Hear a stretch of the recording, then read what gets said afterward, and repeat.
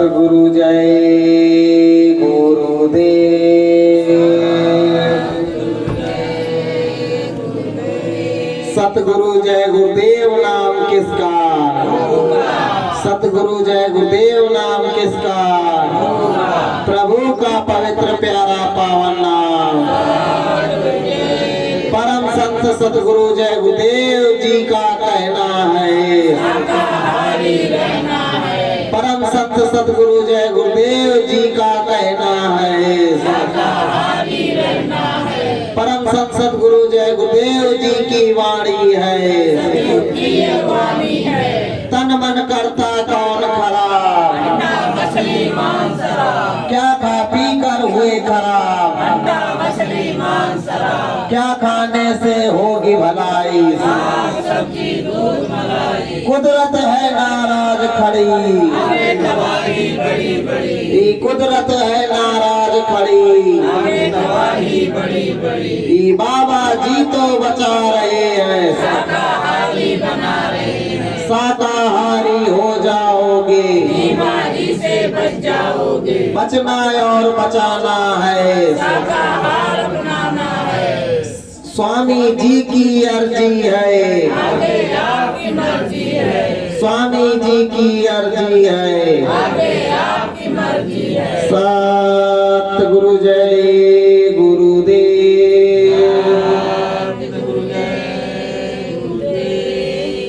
यह ज्ञान की गंगा बहती है, सतगुरु जी तुम्हारे चरणों में। ज्ञान की गंगा बहती है, सतगुरु जी तुम्हारे चरणों में। यह ज्ञान की गंगा बहती है, सतगुरु जी तुम्हारे चरणों में।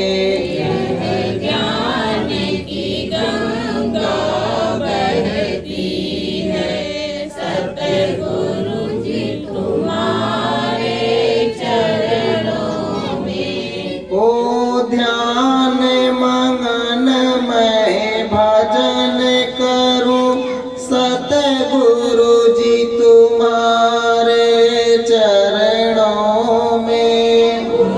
ध्यान मगन मैं भजन करूं, सतगुरु जी तुम्हारे चरणों में। ओ ध्यान मगन मैं भजन करूं, सतगुरु जी तुम्हारे चरणों में। ध्यान मगन मैं भजन करूं, सतगुरु जी तुम्हारे चरणों में। नामी स्वामी हो हमारे तुम, रहे ध्यान तुम्हारे चरणों में। नामी स्वामी हो हमारे तुम, रहे ध्यान तुम्हारे चरणों में। यह ज्ञान की गंगा बहती है, सतगुरु जी तुम्हारे चरणों में। ज्ञान की गंगा बहती है, सतगुरु जी तुम्हारे चरणों में। मैं हूँ छोटा सा जीव तेरा, ओ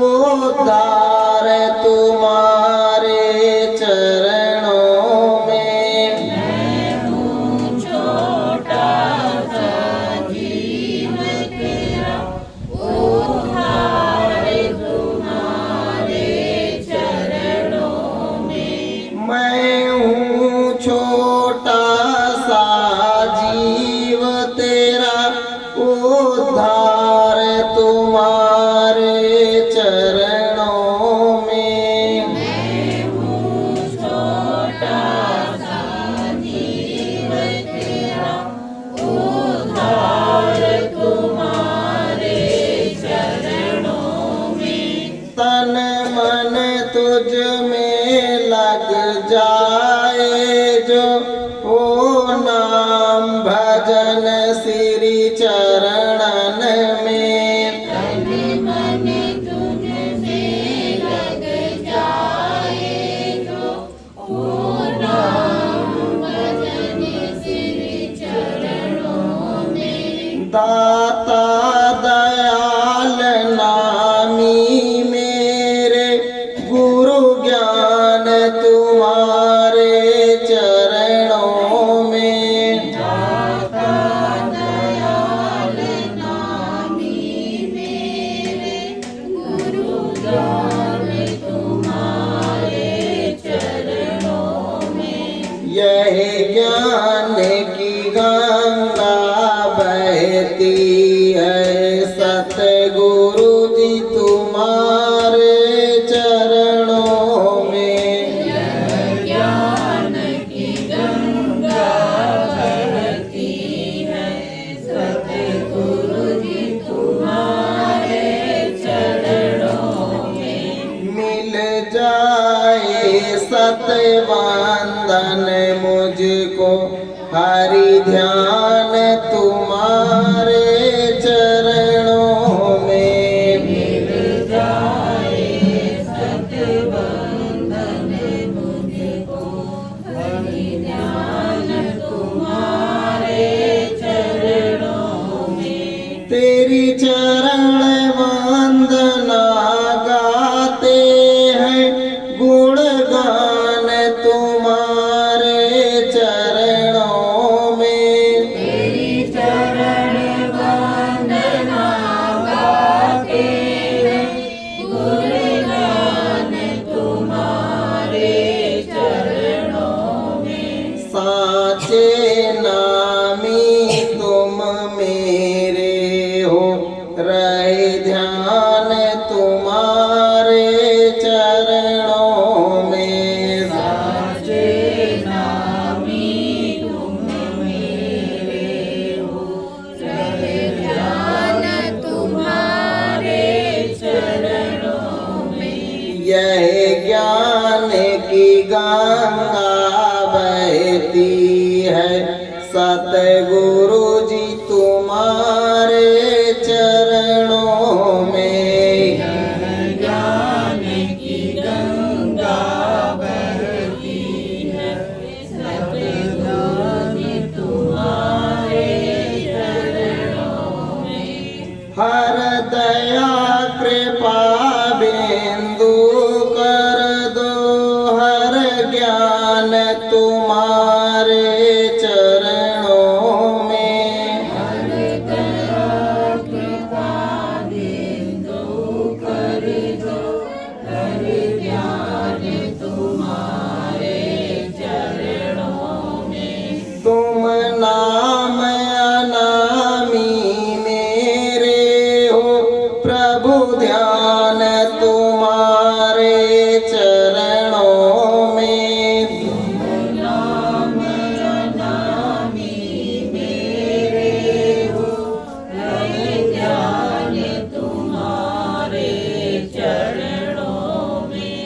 तुम नाम अनामी मेरे हो, प्रभु ध्यान तुम्हारे चरणों में।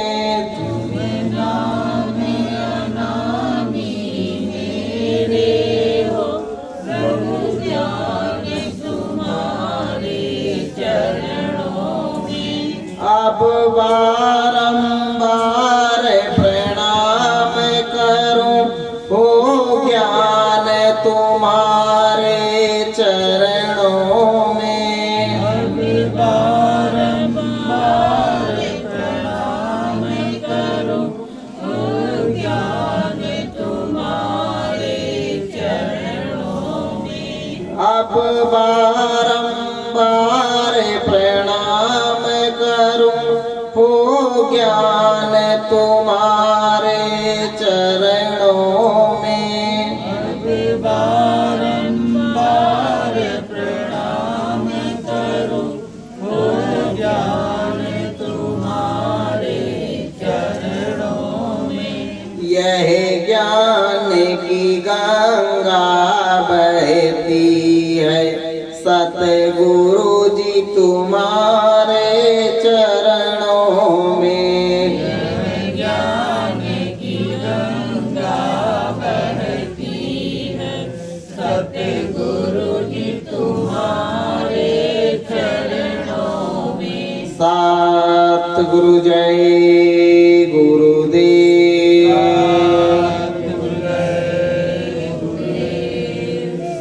मंच पर अखंड रूप से विराजमान हर प्रकार से हाजिर नाजिर परम पूज्य स्वामी जी महाराज के पावन श्री चरणों में और सत्संग स्थल पर आए हुए सभी सम्मानित माता पिता गुरु भाई बहनों के भी चरणों में मेरा सादर कोट प्रणाम। आप लोग मेरा प्रणाम स्वीकार। सतगुरु जय गुरुदेव। प्रेमी भाई बहनों, मालिक की असीम दया मौज मेहर से ये जो आज मुक्ति दिवस का पावन पर्व है, हम सभी लोगों को सम्मिलित होने का सौभाग्य मिला। प्रेमियों, मुक्ति दिवस का तो इतिहास बड़ा दर्दीला है, मगर स्वामी जी महाराज के इशारे की मौत को समझा जाए तो असली मुक्ति दिवस और ही कुछ है। ये तो मुक्ति दिवस हम गुरु की याद में गुरु की लीला को जन जन को बताने के लिए मनाते हैं, मगर महापुरुषों ने कहा कि जब तुम्हारी सूरज जीवात्मा उस सदगुरु की दया मेहर से सदगुरु में मिल जाए तो असली मुक्ति दिवस उस दिन हो। फिर भी प्रेमियों, कहा गया कि मुक्ति दिवस के पीछे का इतिहास बड़ा दर्दीला है। सतगुरु जय गुरुदेव दया के सागर स्वामी जी की लीला। प्रेमियों, वो अनामी महाप्रभु बराबर हम सबके बीच में इस तरह साधारण सी वेशभूषा में रहे कि लोग तरह तरह से उनको पकड़ने की समझने की कोशिश की, मगर फिर भी कहते हैं महात्मा जिसको देना चाहते हैं आखिर में पाते वही है। स्वामी जी महाराज तरह तरह से समझाते रहे, बताते रहे। जब लोगों ने नहीं माना, लोगों की समझ में नहीं आया, तब मजबूरन अंत में स्वामी जी महाराज को अपनी लीला खोल खोल करके दिखानी पड़ी। प्रेमियों, आज ही के दिन को याद किया जाता है। आज ही के दिन से इतना बड़ा इतिहास जुड़ा हुआ है कि जो आज की लीला स्वामी जी महाराज ने भूतपूर्व के समय में खेली थी, तो इसी लीला को गुरु महाराज ने आज की लीला से जोड़ के समझाया। ये 29 जून 1975 से लेकर के 23 मार्च 1977 की जो गुरु महाराज ने इमरजेंसी के दौरान लीला खेली, उस लीला को खेलने के बाद जब प्रेमियों में कुछ इधर उधर की बातें उठने लगी कि हम रह गए, अगर मौके पर हमको पता चलता तो हम भी पहाड़ उठाकर रख देते। तो स्वामी जी महाराज ने खुले मंच से समझाया था, कारे बच्चों कोई बात नहीं, इस होने वाली लीला में चूक गए, मगर भविष्य में होने वाली लीला में चूकना मत। स्पष्ट शब्दों में कहा, आंधी आएगी और अपने घरों में छिप करके बैठ जाओगे तो क्या पता चलेगा कि आंधी कितनी तगड़ी थी। तो प्रेमियों, जिन जिन लोगों ने गुरु के वचनों को पकड़ा, आज वो गुरु के सहारे, गुरु के द्वारे, गुरु के आधारे बैठे हुए हैं। जिनको गुरु के वचनों से मतलब नहीं था, गुरु से कोई लेना देना नहीं था, आज वही दर दर भटक रहे। खुद ही कहते थे कि खोज री पिया को निज घट में, यानी दूसरे को तो बताते चल रहे हैं कि पिया कहाँ मिलेंगे, घट में, और अपनी स्थिति क्या है, यानी कथनी और करनी में जमीन आसमान का पर। प्रेमियों, वैसे भी शुरुआत से ही कहा गया कि चिराग तले हमेशा अंधेरा ही रहता। जहां भी संत महात्मा अपनी निज मौज में आकर के बैठ जाते हैं, वही संत महात्मा का स्थान एक धाम बन जाता। वहां पर वो आते हैं, जीवों को जगाने के लिए, समझाने के लिए, पार करने के लिए नाना कष्ट उठाते हैं। और सीधा कहा गया कि नाना कष्ट गुरु ने झेला और जीवों के हित लीला खेला। यानी वो किसके लिए लीला खेले? जीवों के लिए, हमारे आपके लिए। वो देख रहे हैं कि यहाँ पर तरह तरह के दुख सह रही है, इनको फंसाया जा रहा है। कर्म बंधन का जोर ऐसा है कि अपना निज देश भूल गई, अपने वतन को भूल गई, अपने पिया को भूल गई। तो हम आप अपने वचनों को भूल गए, मगर वो पिया अपने वचनों को भूला नहीं है। वो बार बार कह रहे हैं। प्रेमियों, सबसे बड़ी बात है समझने की और समझाने की। जितने लोग समझाने के लिए निकलते हैं, आप लोग तो कहते हो चले गए, मगर उन्होंने तो साफ साफ खोल करके कहा कि जब तक मेरा एक भी जीव, सीधे कहा कि जब तक मेरा एक भी जीव इस धरा मंडल पर रहेगा, तब तक बच्चों में जाने वाला नहीं। तो अब आप खुद सोचो कि जिनको नामदान मिला तो क्या वही केवल जीव है?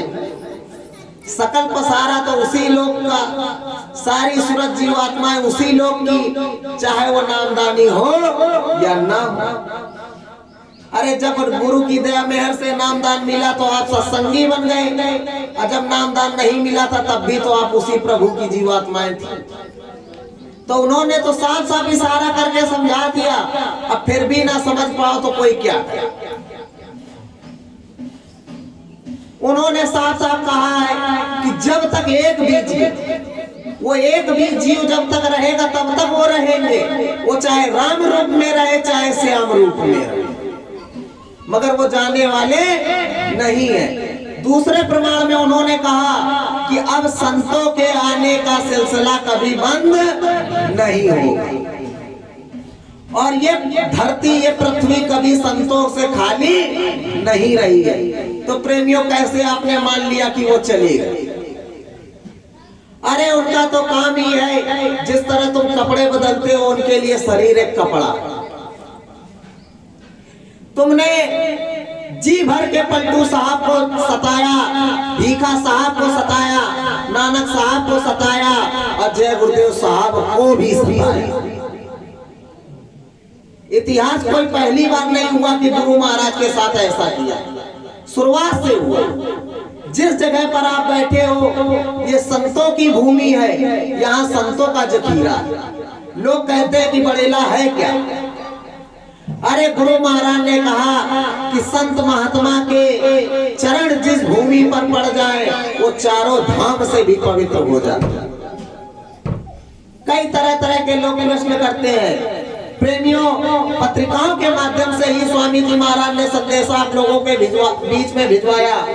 स्वामी जी महाराज मंच पर सत्संग सुना रहे थे। सत्संग सुनाते हुए स्वामी जी महाराज ने सीधे स्पष्ट समझाया कि एक बार माता पार्वती और भोलेनाथ चले जा रहे थे। देखा कि रास्ते में एक बहुत बड़ा विशाल मैदान, बहुत बड़ा मैदान।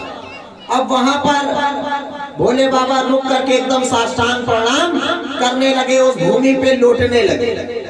अब माता जी को बड़ा आश्चर्य हुआ कि ना यहाँ कोई पेड़ है, ना पौधा है, न कीट है, न पतंगा है, न ईंट है, न पत्थर है।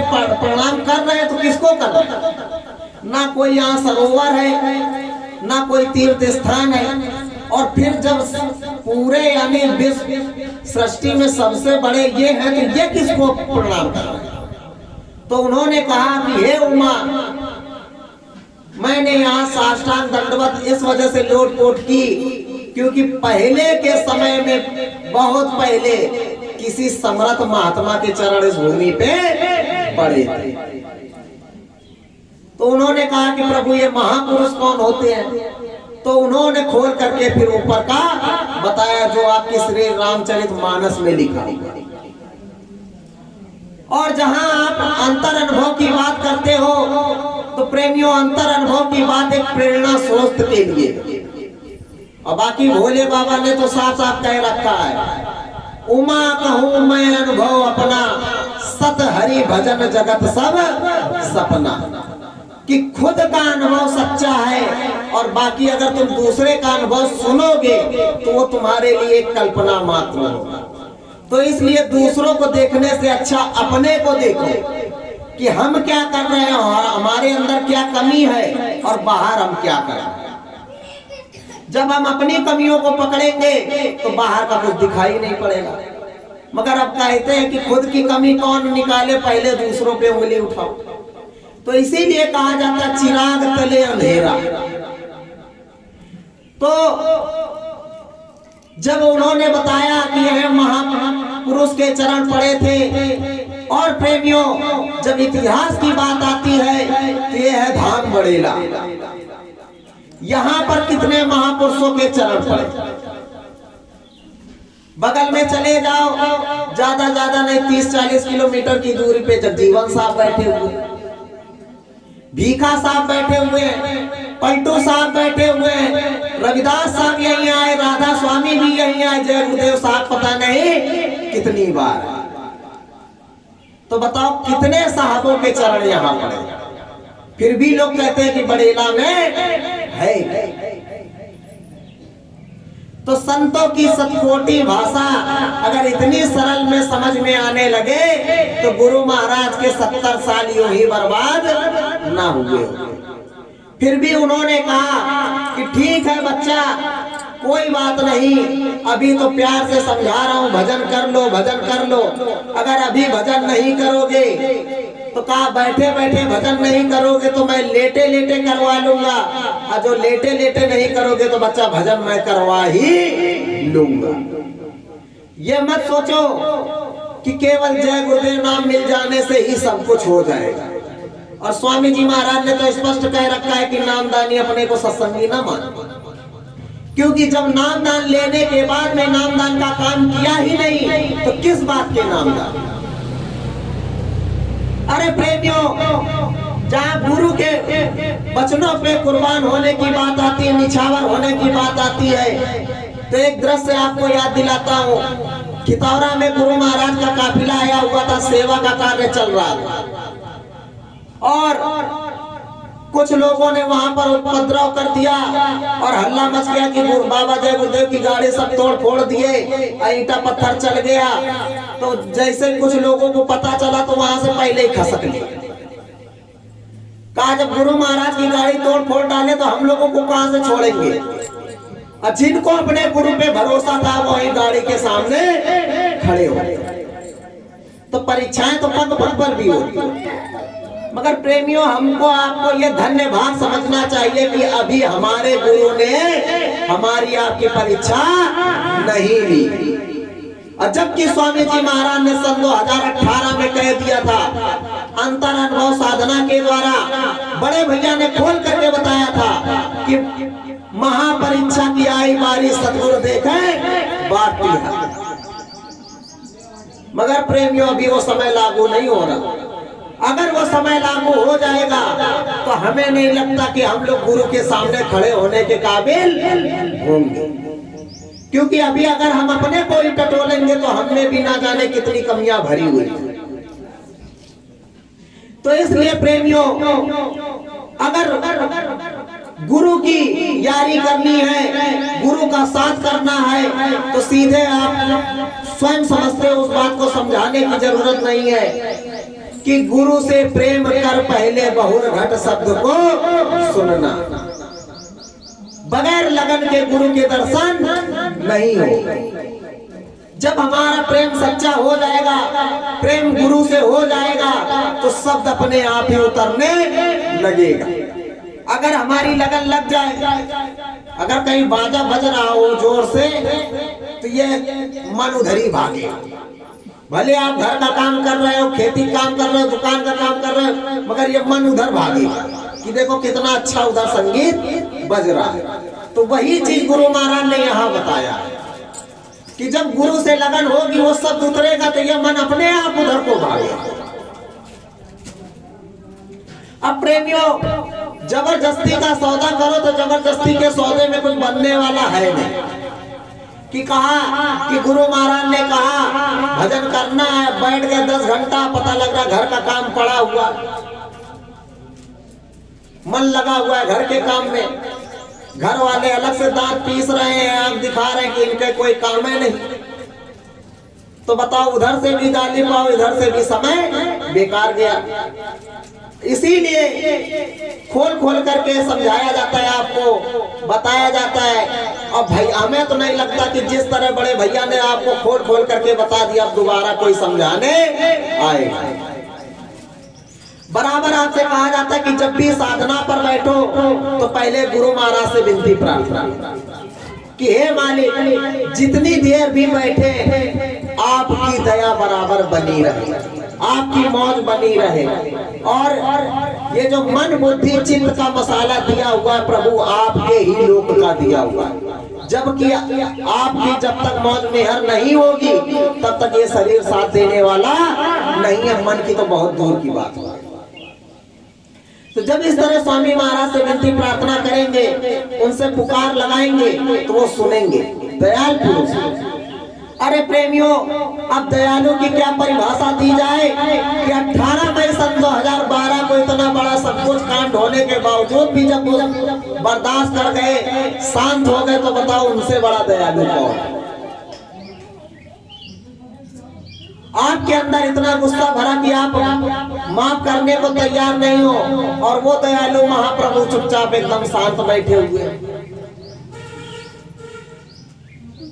अगर होनी हुई तो किसकी रजा में? गुरु की रजा में। अगर स्वामी महाराज की रजा ना होती तो कहा कि गुरु तेरे मर्जी के बगैर एक पत्ता हिलता नहीं है। तो प्रेमियों, स्वामी जी महाराज की तरफ से जो मौज उठी थी, इशारा हुआ था, तो उसमें 2 चीज ही विशेष केवल जो हमारे समझ से है। बाकी मालिक की मालिक जाने, बड़े भैया की बड़े भैया ही पहचाने। सन 2022 जो परिवर्तन का समय बढ़ाया गया था, तो यह हुआ था कि अब परिवर्तन का दौर कुछ आगे खसका। मगर प्रेमियों, सन 2022 जाते जाते कुदरत का ट्रेलर दे करके गया। अगर फिर भी आंख ना खुले, फिर भी ना समझ में आए, तो उसके आगे कुछ नहीं कहा जा सकता। चैत मास लग चुका है, हिंदू नववर्ष आपका कल था, और आज से सन 2023 अगर सही से देखो तो लग गया। हिंदू संवत विक्रम संवत के अनुसार सन 2080 में आप प्रवेश कर गए। और प्रेमियों, गुरु महाराज ने वैसे भी कहा था कि 70 से खराब 80 आए। तो आप हिंदी को लेकर, इंग्लिश को लेकर के चलते हो, अंग्रेजी भाषा को लेकर के चलते हो, और गुरु महाराज सदैव हिंदी भाषा का अनुसरण करते हैं। तो याद रखना, अपने अपने दिमागों में इसको चढ़ा देना, और अपने अपने गांव शहरों में जाकर के प्रचार कर देना कि सावधान हो जाओ, सन 2080 लग गया। जब सन 2022 का आखिरी दिन इतना खतरनाक साबित हो गया, तो अब ये सन 2080 क्या क्या रंग दिखाएगा। प्रेमियों, चैत मास का समय लग चुका है, फसल पूरी तैयार खड़ी हुई है। बताओ ये कोई मौसम है बारिश का? बारिश तो हुई इतना भयंकर ओलावृष्टि हो गई कि पूरी फसल बर्बाद। और मौसम विभाग के अब भी हाथ कान खड़े हैं कि पता लग रहा है मौसम अभी फिर घूम के आए। ये जो अभी मौसम गया, निकल कर गया बारिश का, भी ये फिर घूम के आएगा। तो ये क्या है? कुदरत है नाराज, खड़ी आगे तबाही बड़ी। अगर नहीं मानोगे प्यारे, कुदरत तुम्हें मनाएगी। क्योंकि स्वामी जी महाराज ने प्रेमियों जगह जगह पूरे हिंदुस्तान में आप कहते थे कि हे गुरु महाराज अब हमारे पास इतनी सेवा नहीं है, मथुरा में 500 रुपए जब तक ना दो तब तक अंदर नहीं घुसने देते, बताओ हम कैसे दर्शन करने आए। प्रेमियों कहते थे कि नहीं कहते? तो गुरु महाराज भाव को देख करके मथुरा से चल पड़ते थे काफिला लेकर के, किसके लिए? अपने प्रेमियों के लिए। वो क्या अपने शौक के लिए निकलते? गुरु महाराज काफिला लेकर के निकलते थे प्रेमियों के दर्शन उस भावना को देखते हुए, और किसका कहां कर्जा अदा कराना था वो मालिक ही जानते। अब बताओ काफिले में प्रेमी चल रहे हैं, अब काफिला चला जा रहा है कितनी दूर, और जहां जहां जा रहे हैं रास्ते में खा भी रहे हैं, पानी भी पी रहे हैं। तो बताओ अब काफिला चल के आया है मथुरा से, पूरे भारतवर्ष के प्रेमी है, दक्षिण भारत, उत्तर भारत, पूर्वी भारत, पश्चिमी भारत, सब उसमें एकजुट है। और कौन प्रेमी कहाँ का पता लग रहा? पश्चिम वाला जाकर के पूरब में पानी पी रहा, पूरब वाला जाकर के पश्चिम में पानी पी रहा। अब कर्जा किसने अदा करवाया? गुरु महाराज। अब इस तरह अगर कर्जा ना अदा करवाते तो उस कर्जे के लिए कितने जन्म मिलते, कितने 84 भुगतने पड़ते। अब कहते हैं कि गुरु महाराज अपने लिए शान शौकत के लिए काफिला निकाल लिया, उसमें भी सेवा में चूक जाते हैं। प्रेमियों जब गुरु महाराज के काफिले की तैयारी की बात हुई थी, सबने कहा था कि इतना से इतना होगा, इतना होगा, इतना से कितना होगा, मगर स्वामी जी महाराज की असली जो सच्ची संगत थी उसी ने आगे आकर के हाथ बढ़ाया, और गुरु महाराज की दया मौज मेहर से जो कुछ हुआ, गुरु महाराज का मंदिर इतना भव्य विशाल धाम बड़ेला में एक नहीं दो बन करके तैयार हुआ। स्वामी महाराज ने गाड़ी की बात कही, संगत ने गाड़ी मिला करके खड़ी कर दी, और लोग देखने वाले केवल यही कह रहे हैं कि लूट रहे हैं। अरे जहां गुरु की रहमत बरसती है, जहां स्वयं सतगुरु आकर के बैठ जाता है, माया तो खुद पीछे पीछे चलती है। ये आपको सोचना चाहिए। और आप हो कि गुरु को पीछे करके माया के पीछे पड़ते हो। अब कहोगे कि ये कैसे संभव है? प्रेमियों जगजीवन साहब के शिष्य दूलन दास थे, जगजीवन साहब के शिष्य दूलन दास थे, इतने परम भक्त होने के बावजूद भी कहीं ना कहीं मन में धोखा होता है। तो जब वो गए, उनकी मुराद पूरी हो गई, तो कहा साहब हमारी एक लालसा है। कहो दूलन क्या है? कहा साहब हमारी एक मन में यही आस उठ रही कि हम जगन्नाथपुरी में जाकर के चद्दर चढ़ाएंगे। कहा रे वहां जाकर के क्या करोगे? अब ये माया का एक खेल है और नहीं क्या है। कहा वहां जाकर के क्या करोगे? चद्दर चढ़ाना है, यही चढ़ा दो। कहा नहीं गुरु महाराज अब वहां का संकल्प किया था, वहां चढ़ाएंगे जाके तो ज्यादा अच्छा होगा। और जबकि सामने खुद मालिक कह रहा बैठकर। कहा ठीक है, अब नहीं मानते तो चले जाओ। अब जैसे लोग कहते हैं भैया ने कहा था तो हमने कर दिया, भैया ने कहा था तो हम चले गए। अरे जब तुम्हारा मन कह रहा है, तुम तैयार हो, तो भैया थोड़ी ना मना कर देंगे। तो जगजीवन साहब ने भी कह दिया कि जाओ चले जाओ। अब जब दूलन दास गए जगन्नाथपुरी में, वहां जाकर के चद्दर चढ़ाई, और जैसे ही चद्दर चढ़ाई तो कहा सत्यनाम साहब की बंदगी। चद्दर चढ़ा के चले आए। कहा बड़े अच्छे से दर्शन हो गए जगन्नाथ भगवान के, तो चल के गुरु भगवान के भी दर्शन कर ले।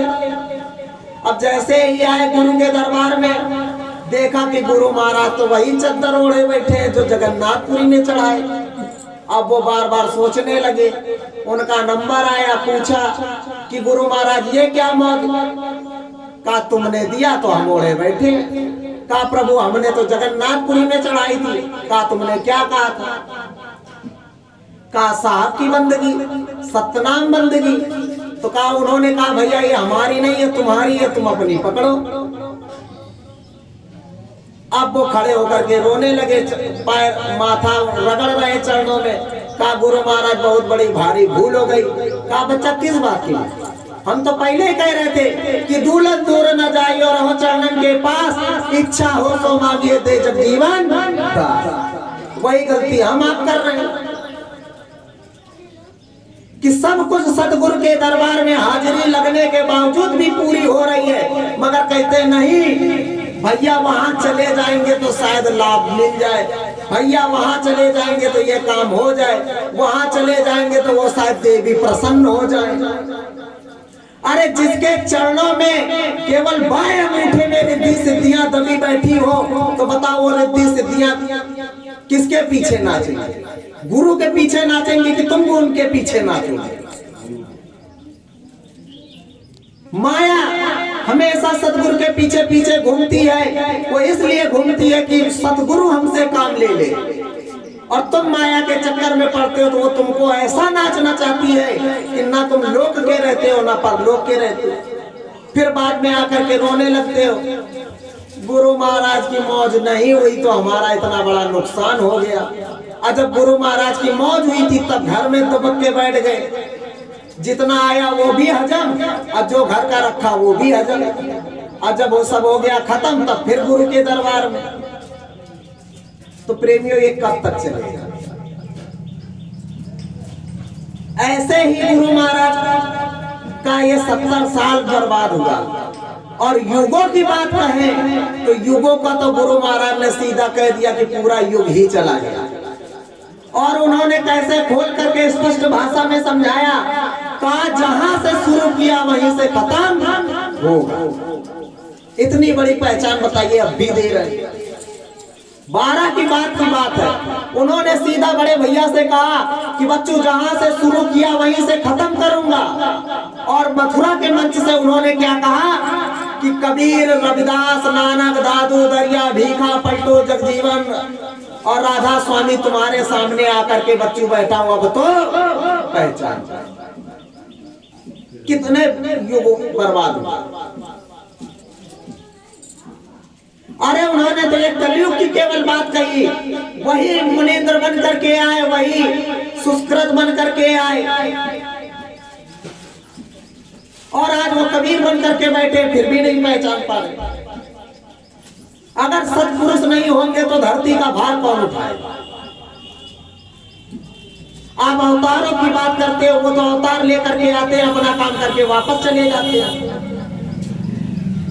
एक भी अवतारी शक्ति ने कहा अगर एक भी सूरज जीवात्मा की कहीं संभाल की हो तो कोई बताए।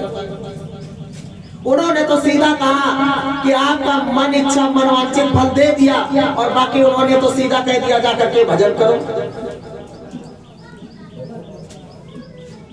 तो प्रेमियों, मालिक की दया मौत में हर को समझने की जरूरत है। और अब ये देखने की जरूरत है कि जो कुछ हमारे गुरु महाराज ने इतने सालों में समझाया, अब अपने अंदर गुणवन करो, उसको समझो कि फला तारीख को फला सन में हमारे गुरु महाराज ने क्या कहा, और ये कब साबित हुआ, कब साबित होगा, जाकर के कब लागू होगा। क्योंकि सन 2080 लग चुका है, और ये इतना रहस्यमय कहो चाहे विनाशकारी कहो, अपनी परिभाषा में कुछ भी कहो, वो यानी परिवर्तन होगा कि स्वामी जी महाराज ने कहा किसी के दिलो दिमाग में नहीं होगा। विश्व युद्ध की बात होती प्रेमियों, अब लोग कहते हैं कहाँ, देख लो 1.5 साल हो गए अभी लड़ाई बंद नहीं। 2 देशों की लड़ाई पता चल रहा 7 देशों में पहुंच चुकी। अब कब भारत का नंबर आ जाए कोई पता नहीं। पहले तो सब लोग बैठ करके मालिक से विनती प्रार्थना करेंगे कि मालिक ऐसी स्थिति ना आए। और नहीं प्रेमियों, सीधा सीधा पंचांगों में भी लिखा हुआ है कि सन 2080 में विश्व युद्ध की जो किरणें विदेशों में भी चल रही हैं, वैसी ही स्थिति अब भारत में भी आ सकती है। प्रेमियों, इतना लॉकडाउन लगा, बाहर के देशों में भुखमरी बढ़ गई, लोग भूखे मर गए, मगर मगर मालिक की दया मेहर से, बाबा भोलेनाथ की कृपा से, माता अन्नपूर्णा की दया से भारत में कोई भूखा नहीं मरा। बीमारी से चला गया हो या दुर्घटना से चला गया हो, मगर भूखे मौत अभी कोई नहीं मरा। ये गुरु की दया है। लॉकडाउन लगा, सबके खाने, घर में खाने के लाले पड़ गए, मगर सत्संगियों को कोई फर्क नहीं पड़ा। और स्वामी जी महाराज ने आपको आशीर्वाद दे ही दिया था कि धाम मड़ेला में लगी हुई हाजिरी और संगम प्रयागराज पर करने वालों की मेहनत व्यर्थ नहीं जाएगी। जितने लोगों ने संगम पे हाजिरी लगाई, इनमें से किसी एक को भी बीमारी नहीं पकड़ेगी। अब पता लगा घर घर सर्दी जुकाम बुखार फैल गया, मगर जितने प्रयागराज पे बैठे थे सब अपने घर में बैठ करके, और पता लग रहा पेप्सी मार। तो ये गुरु की दया नहीं थी तो क्या? फिर भी कहते हो कि गुरु महाराज की मौज है। अरे प्रेमियों, गुरु महाराज की मौज अगर ना हो तो ये शरीर एक पग आगे नहीं बढ़ा सकता। अगर आपको अभी भेज दिया जाए कि जाओ थैला लेकर के भगत नगर चले जाओ और वहां से पैदल सब्जी टांग करके चले आना, तो कहोगे भैया घर में मोटरसाइकिल है, उसी से जाएंगे, पैदल कोई नहीं जाएगा। और वो गुरु की दया मेहर से त्रिवेणी तीर्थराज प्रयागराज संगम पर 30 किलोमीटर आप पैदल कैसे चलते? किसकी दया मेहर? 30 किलोमीटर चिल्लाते चले जा रहे हो। हमारे गुरु का कहना है शाकाहारी रहना है। तो एक गुरु की दया नहीं है तो क्या? अब घर सब पहुंचते हैं, फोन किया, कोई कह रहा अरे भैया तबीयत खराब है, कोई कह रहा कुछ हो गया, कोई कह रहा कुछ हो गया, मगर वहां तो कोई नहीं कहता कि ये हो गया। आप लोग आए, प्रचार किया, प्रचार करने के बाद में आराम से सुमिरन ध्यान भजन भी किया। सुमिरन ध्यान भजन करने के बाद में 2 घंटा बैठ कर सत्संग भी सुना, वहां कोई चीज समझ में आई। ये गुरु की दया। और अगर इसी तरह मेहनत लगन घर में भी लगी रहे तो प्रेमियों कोई चीज पता नहीं चलेगा। मगर होता क्या है, जितनी देर सत्संग में आए, गुरु की दया मौज मेहर से मन लगा करके बैठे रहे, और जैसे ही आरती का नंबर आया, कहा घर में अभी बर्तन धुलने को पड़े हैं, गुरु को अभी चारा करना है, ये करना है, वो करना, बस आरती अभी हुई भी नहीं कि पहले से ही शुरू हो। तो इसीलिए स्वामी जी महाराज ने बराबर कहा, बताया, आज भी बता रहे, कहा बच्चों 2 का सत्संग और भजन पे जब भी बैठो सचेत होकर के एकदम बैठो। ये सोचो कि अब हमें कोई काम ही नहीं, भले काम पड़ा। प्रेमियों, जो लोग अभी भी गुरु पे विश्वास नहीं करते, 2 नाव पे पैर रखते हैं, तो 2 नाव पे पैर रखने वालों की तो बात ही अलग है। जब तक एक आधारे, एक सहारे नहीं रहोगे, तब तक कोई काम बनने वाला नहीं है। अभी बहुत से बाहर निकल जाओ तो आपके मुंह में तो कह देंगे कि भैया जय सदगुरु जय गुरुदेव, वो अकेले में चले जाओ तो फिर वही जय गुरुदेव। तो एक ही नाव से काम होगा, ना जय गुरुदेव अलग, ना सतगुरु जय गुरुदेव अलग, ना कोई नया नाम जागृत। वही सतगुरु नामी है जो सच्चे वतन का स्वामी। उन्होंने सीधा कहा, जब कबीर साहब के रूप में आए, प्रेमियों याद करना, जब वो उसी काशी में आए तो कमल के पुष्प में मिले, माता पिता को कोई नाम नहीं। आज तक उनके असली जन्मदाता को नहीं जानता। जिन लोगों ने पाला वही माता पिता बना, और जब जाने लगे तो शरीर गए, उनके शरीर का भी कोई अता पता नहीं। जब चद्दर हटा करके देखी, दोनों समुदाय में झगड़ा होने लगा। गाजीपुर नरेश थे उस समय, और सिकंदर लोधी था। जब आपस में झगड़ा हिंदू मुसलमान का होने लगा तो धर्मदास जी बोले, अरे साहब की मेहनत पूरी व्यर्थ चली। तो कहा आपस में झगड़ा करने से अच्छा है इससे पहले खोल करके देख लो कि साहब है कि नहीं है। जब देखा तो गुलाब की सेज लगी हुई। तो कहा फिर क्या किया जाए? तो कहा किया क्या जाए? उन्होंने साफ कहा कि तुम ले जाओ, अपना जो काम करना है तुम करो, वो ले जाए वो करे। तो गाजीपुर नरेश ले गए तो उन्होंने अपना संस्कार, अंतिम संस्कार करवाया। आज मंदिर बन करके साहब का खड़ा हो गया। सिकंदर लोधी अपने देश में लेकर के गया तो उसने यानी अपने मजहब के अनुसार, दीन के अनुसार उन्होंने अपनी कब्र बनवा दी। तो आज कबीर साहब की वहां मजार बन के खड़ी हो गई। तो ना आने का पता ना जाने का पता, मगर इतिहास कितना बड़ा छोड़ दिया। जब जाने लगे तो धर्मदास ने पूछा कि साहब आपने वादा किया कि मैं बराबर आऊंगा, तो अब जब वापस आएंगे तो पहचान कैसे होगी? तो उन्होंने कहा घबराइयो मत हंसाम, फिर आएंगे। अब बम भोले काशी की नगरी, मुक्ति का नाका तामे यज्ञ रचाएंगे। घबराइयो मत हंसाम, फिर आएंगे। कहा जब मैं आऊंगा तो बम भोले की काशी नगरी पे मैं गंगा की रेती पर आकर के यज्ञ रचाऊंगा, अब गुरु नाम का प्रचार करूंगा। इतना बड़ा इतिहास छोड़ दिया। अब जब प्रकट संत शांत हुए तो अब गुप्त संत प्रकट हुए। रविदास साहब उन्होंने इतनी अथक मेहनत की, प्रयास किया, सब कुछ किया। जब उनको भी लोगों ने जातिवाद के चक्कर में इतना परेशान किया, इतना अत्याचार उनके साथ भी हुआ कि मीरा तक को भी जहर दे करके न जाने कितनी बार मारने की कोशिश की। तो जब रविदास साहब जाने लगे तो उन्होंने भी कहा कि अब की जब मैं आऊंगा तो बलकल का वस्त्र पहना।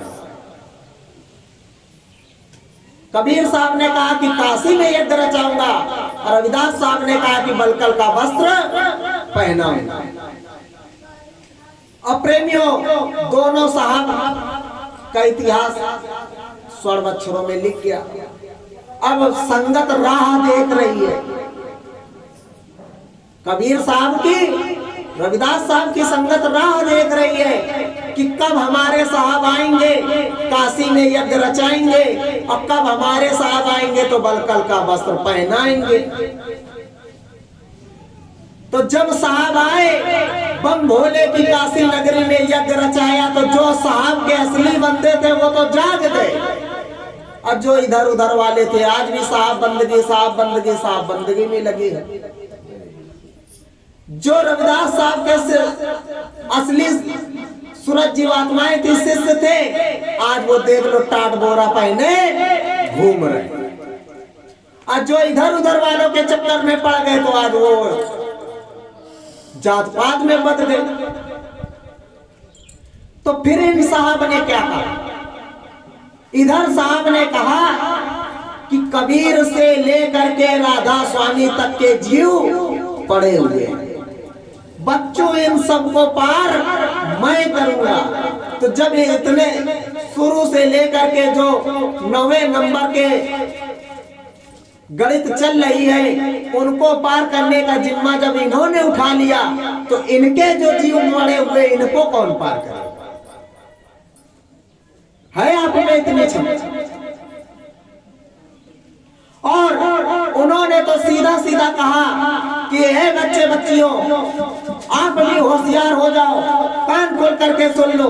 अगर एक जहाज छूटता है, जब दूसरा जहाज आता है तो वो नए प्लेटफार्म पर लगता है।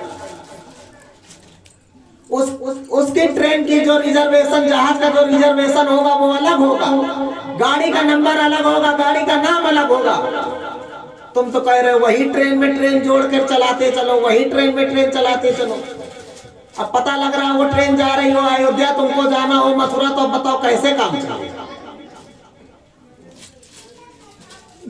तो सबसे बड़ी पहचान तो हमारे अनामी महाप्रभु ने दी, मगर फिर भी जानबूझ के जब हम गलती करें, इधर उधर उछल कूद करें, तो बताओ कब तक वो दे? इस वजह से उन्होंने कहा था, क्या बच्चे बच्चियों, अभी समझा रहा हूँ, लग करके भजन कर लो, आगे कोई कहने वाला नहीं मिलेगा, दुनिया के रगड़े झगड़े में झमेले में फंस जाओ। और जब नहीं मानोगे तो फिर मजबूरन माता पिता पे 2-4 हाथ लगाते ही लगाते। मगर दयालु पुरुष ने हमेशा माफ काफी किया। जब उन्होंने देखा कि सुधरने का कोई नाम नहीं ले रहा, तो मालिक ने फिर अपने ही सर माथे उठाया, मगर हमारे ऊपर आंच नहीं आई। उन्होंने देखा कि जब तक ऐसी स्थिति नहीं बनेगी तब तक हमारे अकल भी नहीं आएगी।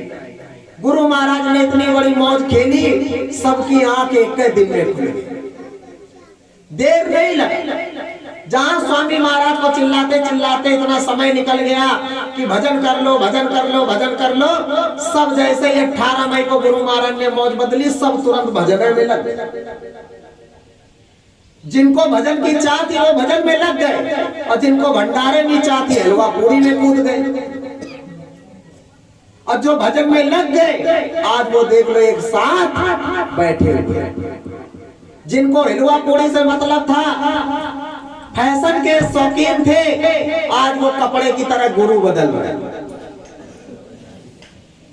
कहीं ये बाबा नामी पुरुष करतार हो गए, तो कहीं वो बाबा नामी पुरुष करतार हो गए, तो कहीं उधर वाले बाबा नामी, अरे अनामी पुरुष करतार हलवा पूरी है। अनामी का भी एक अक्षर नहीं समझ पाए और सबकी परिभाषा अनामी देने लगे।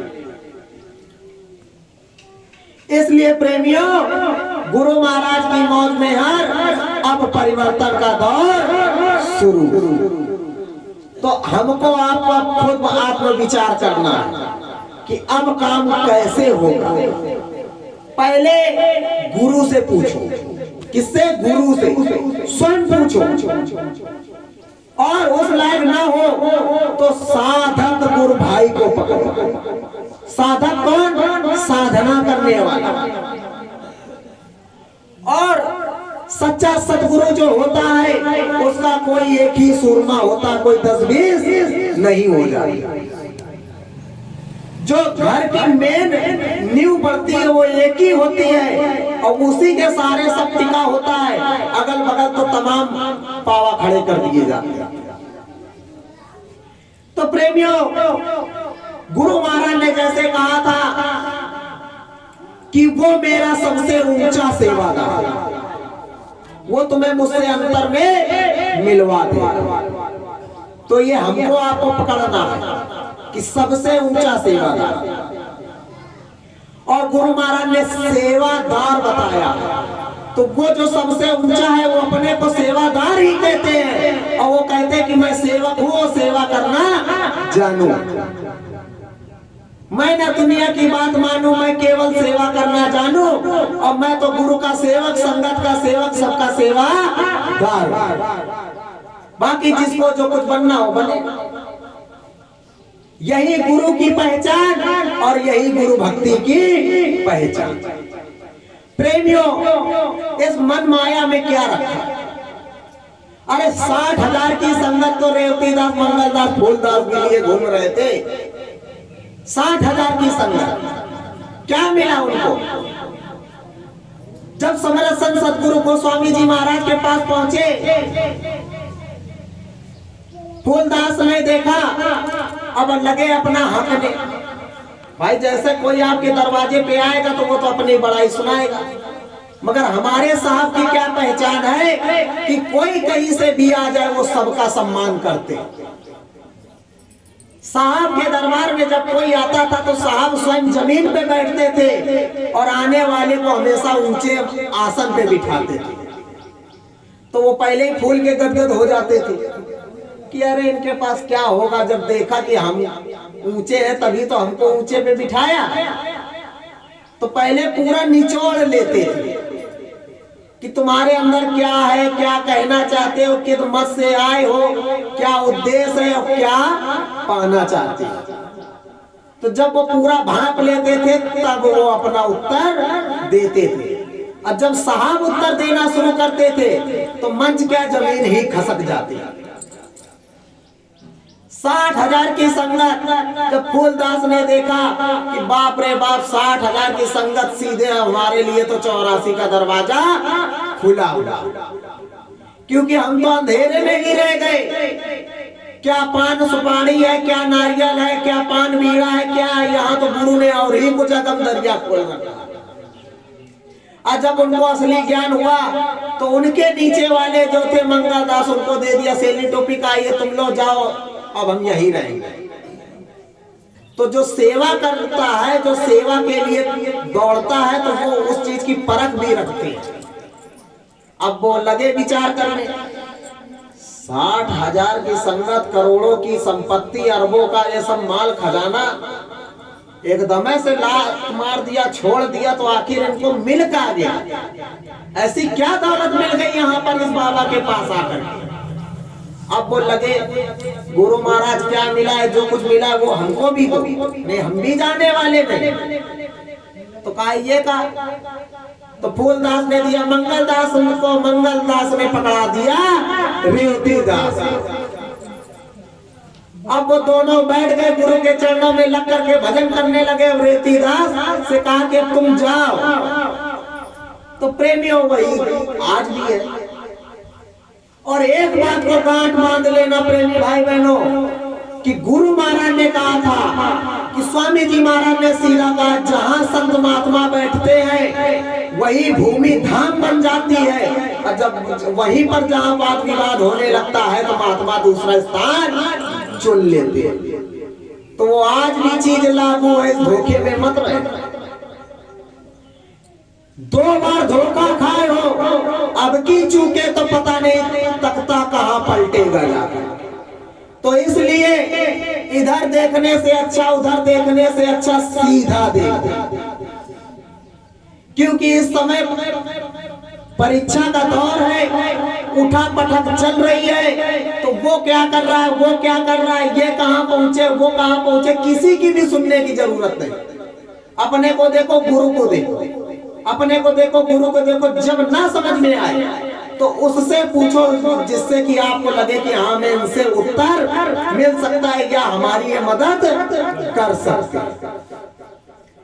ये मत कहो कि वो हमको बताए तो हम उनको पकड़े जाते। आप खुद अपने अंदर देखिए।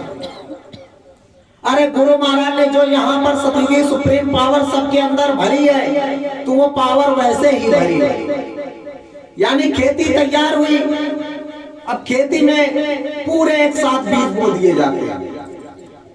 कोई तुरंत निकल आता है, कोई देर सवेर निकलता है, मगर बीज बराबर पड़ा है। तो अब ये आत्म मंथन, आत्म विचार करना। अब यहाँ आए, का बड़ेला गए थे तो लकालक दिख रहा था, और लौकत रहा, ये होत रहा, वो होत रहा, घर गए तो कुछ नहीं होता। उसका कारण यहाँ आए, बाजार में गए, कहा भैया हमारे घर का बल्ब फ्यूज हो गया है, दे दो। तो जब नया बल्ब लेने गए तो उसने चेक करके दे दिया। घर में लगा रहे, तार उल्टे लगाओ तो कोई क्या करे, उसने तो आपको चेक करके दिया कि देखो ये ट्रांसफार्मर से ये बल्ब जल रहा है। तो बड़ेला धाम, बड़ेला अनुभूति केंद्र, सतगुरु की रूहानी बरकत बट रही है। तो उन्होंने तो खोल के दिखा दिया कि देखो तुम्हारे अंदर ये पावर हमने भर रखी है। अब घर में जाकर के उल्टे तार जोड़ो तो कोई क्या करे, उसको रिन्यूअल करो, पहचानने की कोशिश करो, आत्म मंथन करो, विचार करो कि वहां हम गए थे, सतगुरु की दया मेहर में ये चीज हमको बताई गई थी, भैया ने ये चीज समझाई थी, हम इस तरह बैठे थे तो हमें ये चीज प्राप्त हुई थी।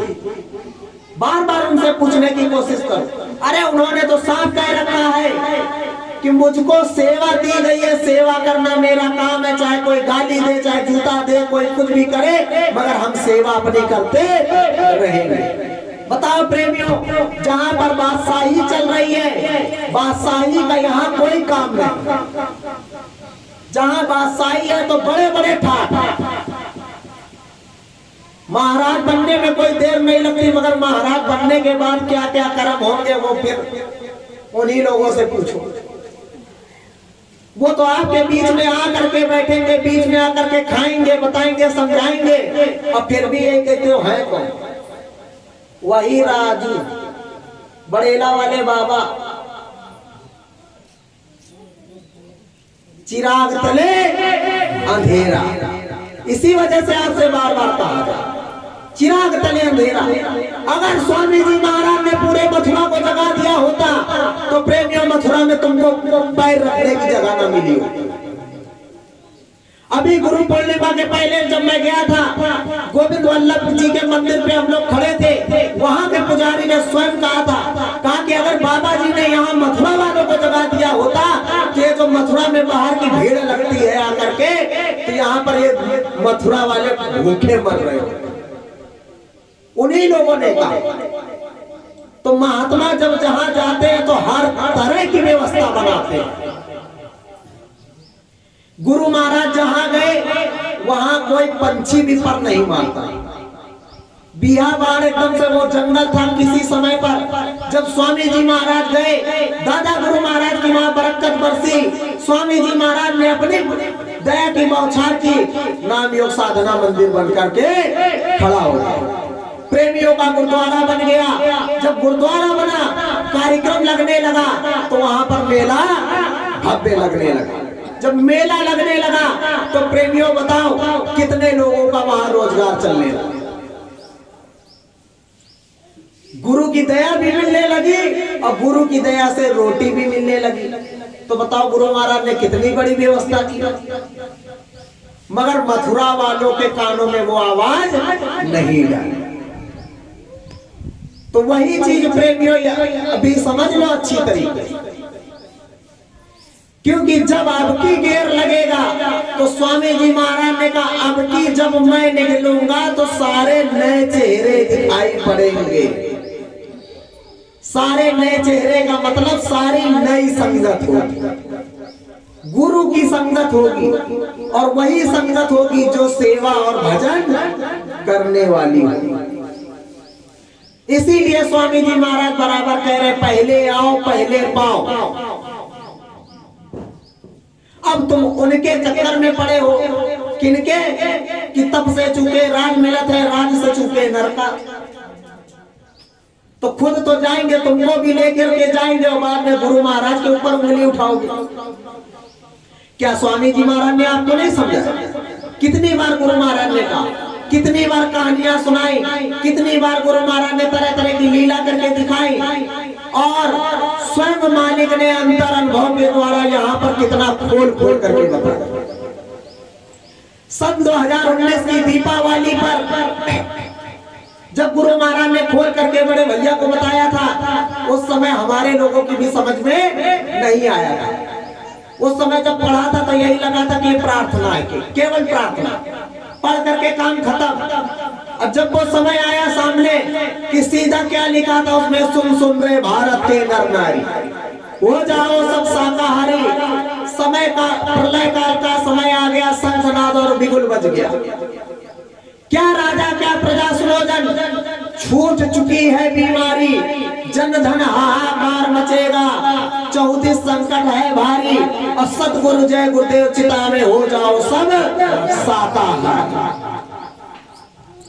तब उस समय बुद्धि अपने रास्ते पे आई कि बाप रे, जब बीमारी का नामो निशान नहीं था तभी गुरु महाराज ने चिता दिया था कि छूट चुकी है बीमारी। तो प्रेमियों बताओ किस तरह गुरु महाराज भजन करोगे नहीं, भजन में मन लगता नहीं, और गुरु महाराज ने कहा कि भजन करो तो मैं अंदर में बोलूं, भजन नहीं करते तो वो किसी माध्यम के द्वारा बाहर से भी बता रहे, विश्वास करते नहीं।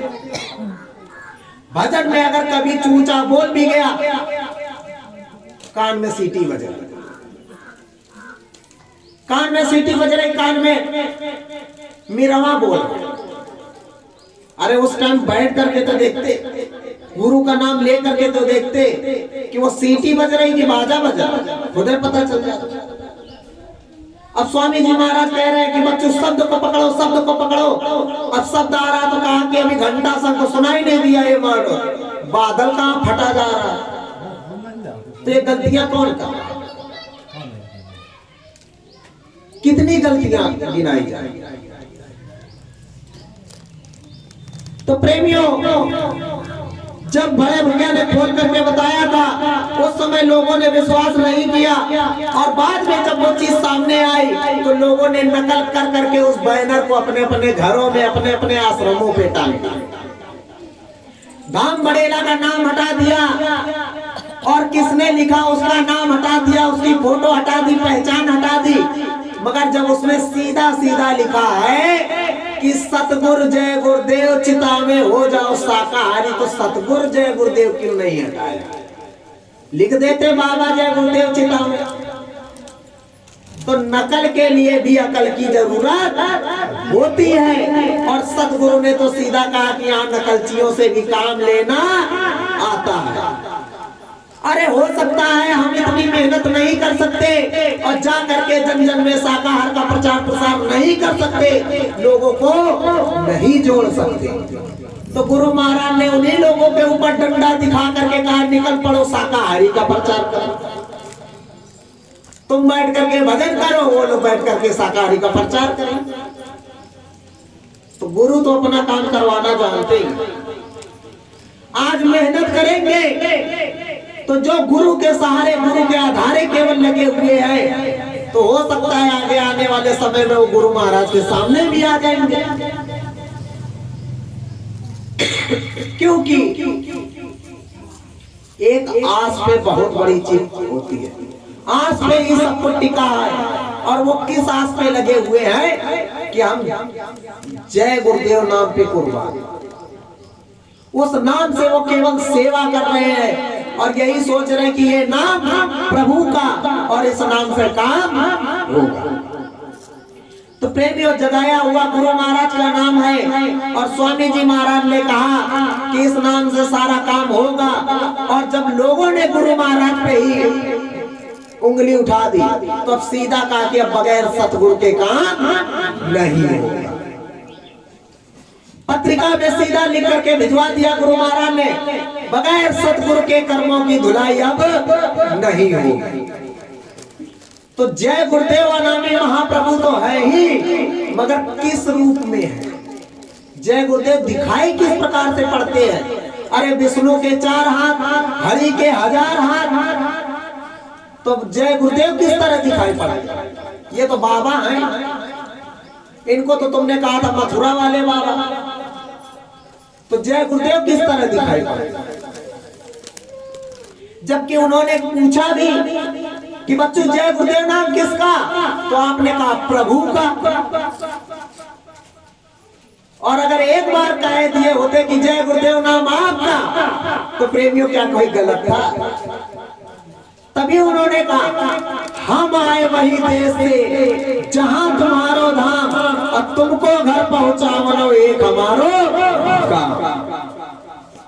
पहला परिचय दिया, फिर भी जब दिमाग काम नहीं किया तो उन्होंने कहा बच्चों देखो ये बाबा बैठा हुआ, इसको गौर से देख लो, और ये बाबा तुम्हें इधर भी मिलेगा, ये बाबा तुम्हें उधर भी मिलेगा। अब जब उधर की बात हुई तो ब्राह्मण लोग तो वैसे भी बुद्धि अपनी तेज दौड़ाते हैं। कहा श्रीमद् भागवत में लिखा हुआ है कि उधर में सब ब्रह्मांड समाया हुआ। फिर गुरु महाराज ने मंच से कहा बच्चों उधर में नहीं, उधर में, जब उधर चलोगे तो ये बाबा मिलेगा। फिर प्रमाण की बात आई, कहा बच्चों अच्छा ऐसा करो, तुम केवल इस रूप को याद करो, इस रूप को अच्छी तरह से याद कर लो, और इस तरह मन में बिठा लो कि इस रूप के अलावा कोई दूसरा रूप बसे ही, और इस रूप को बिठा लो। जब कभी भी आफत आ जाए, संकट आ जाए, इस रूप को याद कर, इस रूप को याद करना, इस बाबा को याद करना, ये बाबा तुम्हें मिलेगा। ये नहीं कहा था कि मथुरा वाले बाबा को बुलाना, कि खितौरा वाले बाबा को बुलाना, कि काशी वाले बाबा को बुलाना, कि अयोध्या वाले बाबा को बुलाना। उन्होंने अपने लिए कहा था कि इस बाबा को याद करो। अब तो चिल्लाने लगे मथुरा वाले बाबा, फलाने वाले बाबा, तो वही बाबा को आना पड़ेगा ना। और गुरु महाराज ने बार बार कहा कि द्रौपदी की तरह गलती तुम मत करना, द्रौपदी की तरह गलती तुम मत करना। गलती पे गलती किए जा रहे हैं। अब कहोगे गुरु महाराज ने कहा ही नहीं, गुरु महाराज ने हमारे खोल करके कहा बच्चों एक महात्मा जी थे, जंगल में साधना कर रहे थे, एक दिन नदी में जा रहे थे स्नान करने, तब तक देखा कि तमाम कबूतरों का झुंड जाल में फंसा पड़ा। अब महात्मा जी को दया आ गई, तो महात्मा जी को दया आ गई, तो महात्मा जी ने सबको छुड़ाया, कहा चलो हमारे आश्रम। महात्मा जी सबको आश्रम ले आए। अब आश्रम में रखा और रखने के बाद में अब सबको पाठ पढ़ाना शुरू किया, मतलब सत्संग सुनाना शुरू किया। तो महात्मा जी क्या करते थे, सुनाते थे। बहलिया आएगा, दाना डालेगा, जाल बिछाएगा, दाने के लालच में हम आप नहीं फंसेंगे। अब यही रोज सत्संग सुनाना शुरू कर दिया। बहलिया आएगा, जाल बिछाएगा, दाना डालेगा, दाने के लालच में हम नहीं फंसेंगे। अब ये रोज का सत्संग शुरू हो गया। अब जब इसी तरह चला, अब महात्मा जी ने देखा कि कुछ समय तो बीत ही गया, अब ये कहाँ फंसने वाले, कहा जाओ चुनो जाकर। अब जो मेन कबूतर में लीडर है, जो सबका अगुआ है, अब वो आगे आगे बोल रहा है, वो आगे आगे बोल रहा है। बहलिया आएगा, दाना डालेगा, जाल बिछाएगा, जाल के दाने के लालच में हम नहीं फंसेंगे। अब आगे वाला बोल रहा है, सब पीछे वाले भी बोल रहे हैं। बहलिया आएगा, जाल बिछाएगा, दाना डालेगा, दाने के लालच में हम नहीं फंसेंगे। और तब तक देखा दाना पड़ा। अब पीछे चिल्लाते जा रहे हैं कि बहलिया आएगा। अब जैसे आगे वाला कूदा, जो आगे बोल रहा था कि बहलिया आएगा, अब आगे वाला कूदा नहीं तो सब पीछे से कूद पड़े, सब कूद गए। अब दाना चुन रहे हैं और जाल में सब फंस गए, फिर भी दाना चुन रहे हैं। बहलिया आएगा, जाल बिछाएगा, दाना डालेगा, मगर दाने के लालच में नहीं फंसेंगे। अब महात्मा जी ने देखा कि सुबह के निकले, शाम हो गई, अभी तक ये लौट के नहीं आए, किधर निकल गए। अब ये संध्या बंदन को निकले, अब देखा कि सब फंसे पड़े हैं और उनका रटना चालू है। बहलिया आएगा, जाल बिछाएगा, दाना डालेगा, दाने के लालच में नहीं फंसेंगे। अब महात्मा जी ने देखा, कारण बेवकूफों, अब तो फंसे पड़े हो, अब क्या फंसोगे। अब देखा, अरे गुरु महाराज आके खड़े। कहा गुरु महाराज इस बंधन से जल्दी छुड़ाओ। तो कहा फंसे पड़े हो तो अब क्या छुड़ा। तो कहा गुरु महाराज दया कर दो। तो वो दयालु पुरुष का फिर का सब एक झुंड में उड़ जाओ। तो वही स्थिति हमारी आपकी। गुरु महाराज ने कहा बच्चों फंसना नहीं, तो हम भी अब चिल्ला रहे कि गुरु महाराज ने कहा था कि बहलिया आएगा, दाना डालेगा, जाल बिछाएगा, दाने के लालच में नहीं फंसेंगे। कहा कि गुरु महाराज ने कि नहीं कहा। और हम आप भी चिल्ला रहे कि हम इतने बड़े होशियार हैं, 80 साल पुराने नामदानी, हमको कोई क्या फंसाएगा, और खुद फंसे पड़े हैं। चले जाओ। कानपुर की बात है, कानपुर वालों को हम बता रहे, दूसरों के तो हम नहीं कहेंगे। कानपुर में ही अगर गड़बड़िया बाबा सत्संग सुना रहे होंगे, दूर से तो कहेंगे लागत है गुरु महाराज बोल रहे हैं। हमका ये जब कानपुर वाले नौटंकी करेंगे तो बाहर वालों की तो बातें छोड़। और अयोध्या वाले तो वैसे गड़बड़िया बाबा को बाबा जय गुरुदेव बना दिए। तो ये है वही कहानी कि बहलिया आएगा, जाल बिछाएगा, दाना डालेगा, दाने के लालच में नहीं फंसेंगे, मगर फंसे सब पड़े। और जब तक गुरु महाराज नहीं आएंगे तब तक कोई निकालने वाला नहीं। तुम करो लाख चतुरा। तो वही चीज गुरु महाराज ने कहा कि तुम द्रौपदी वाला हाल मत करना कि हे नंदलाल तुम चले आओ, फिर चिल्ला रहे हैं हे द्वारिकाधीश तुम चले आओ, फिर कह रही है हे कृष्ण तुम चले आओ। तो वो गलती हमको आपको नहीं करनी कि हे मथुरा वाले बाबा तुम चले आओ, कि हे अयोध्या वाले बाबा तुम चले आओ। तुम सीधे कहना कि हे मालिक आपने नाम दान दिया, हम आपके अलावा किसी को नहीं जानते, तो हे सतगुरु आप चले आओ।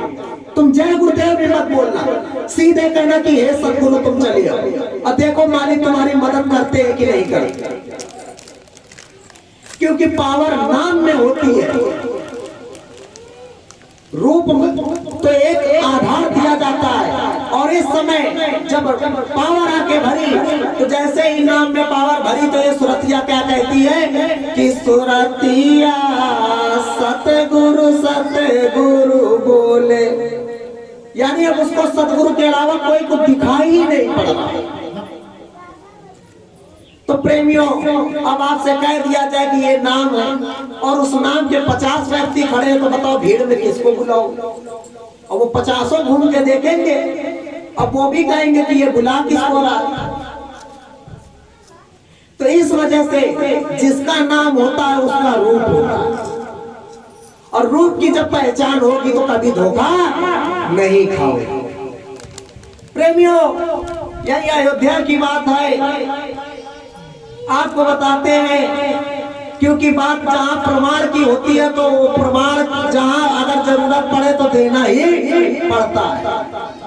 टाटधारी गुरु भाई थे, टाटधारी, अच्छी तरीके से समझ ले कि कहने को तो छाती पीटने लगते हैं कि हम 80 साल पुराने नाम दाने और एक कल वाले आकर के पैदा हो गए, ये हमको क्या समझाए?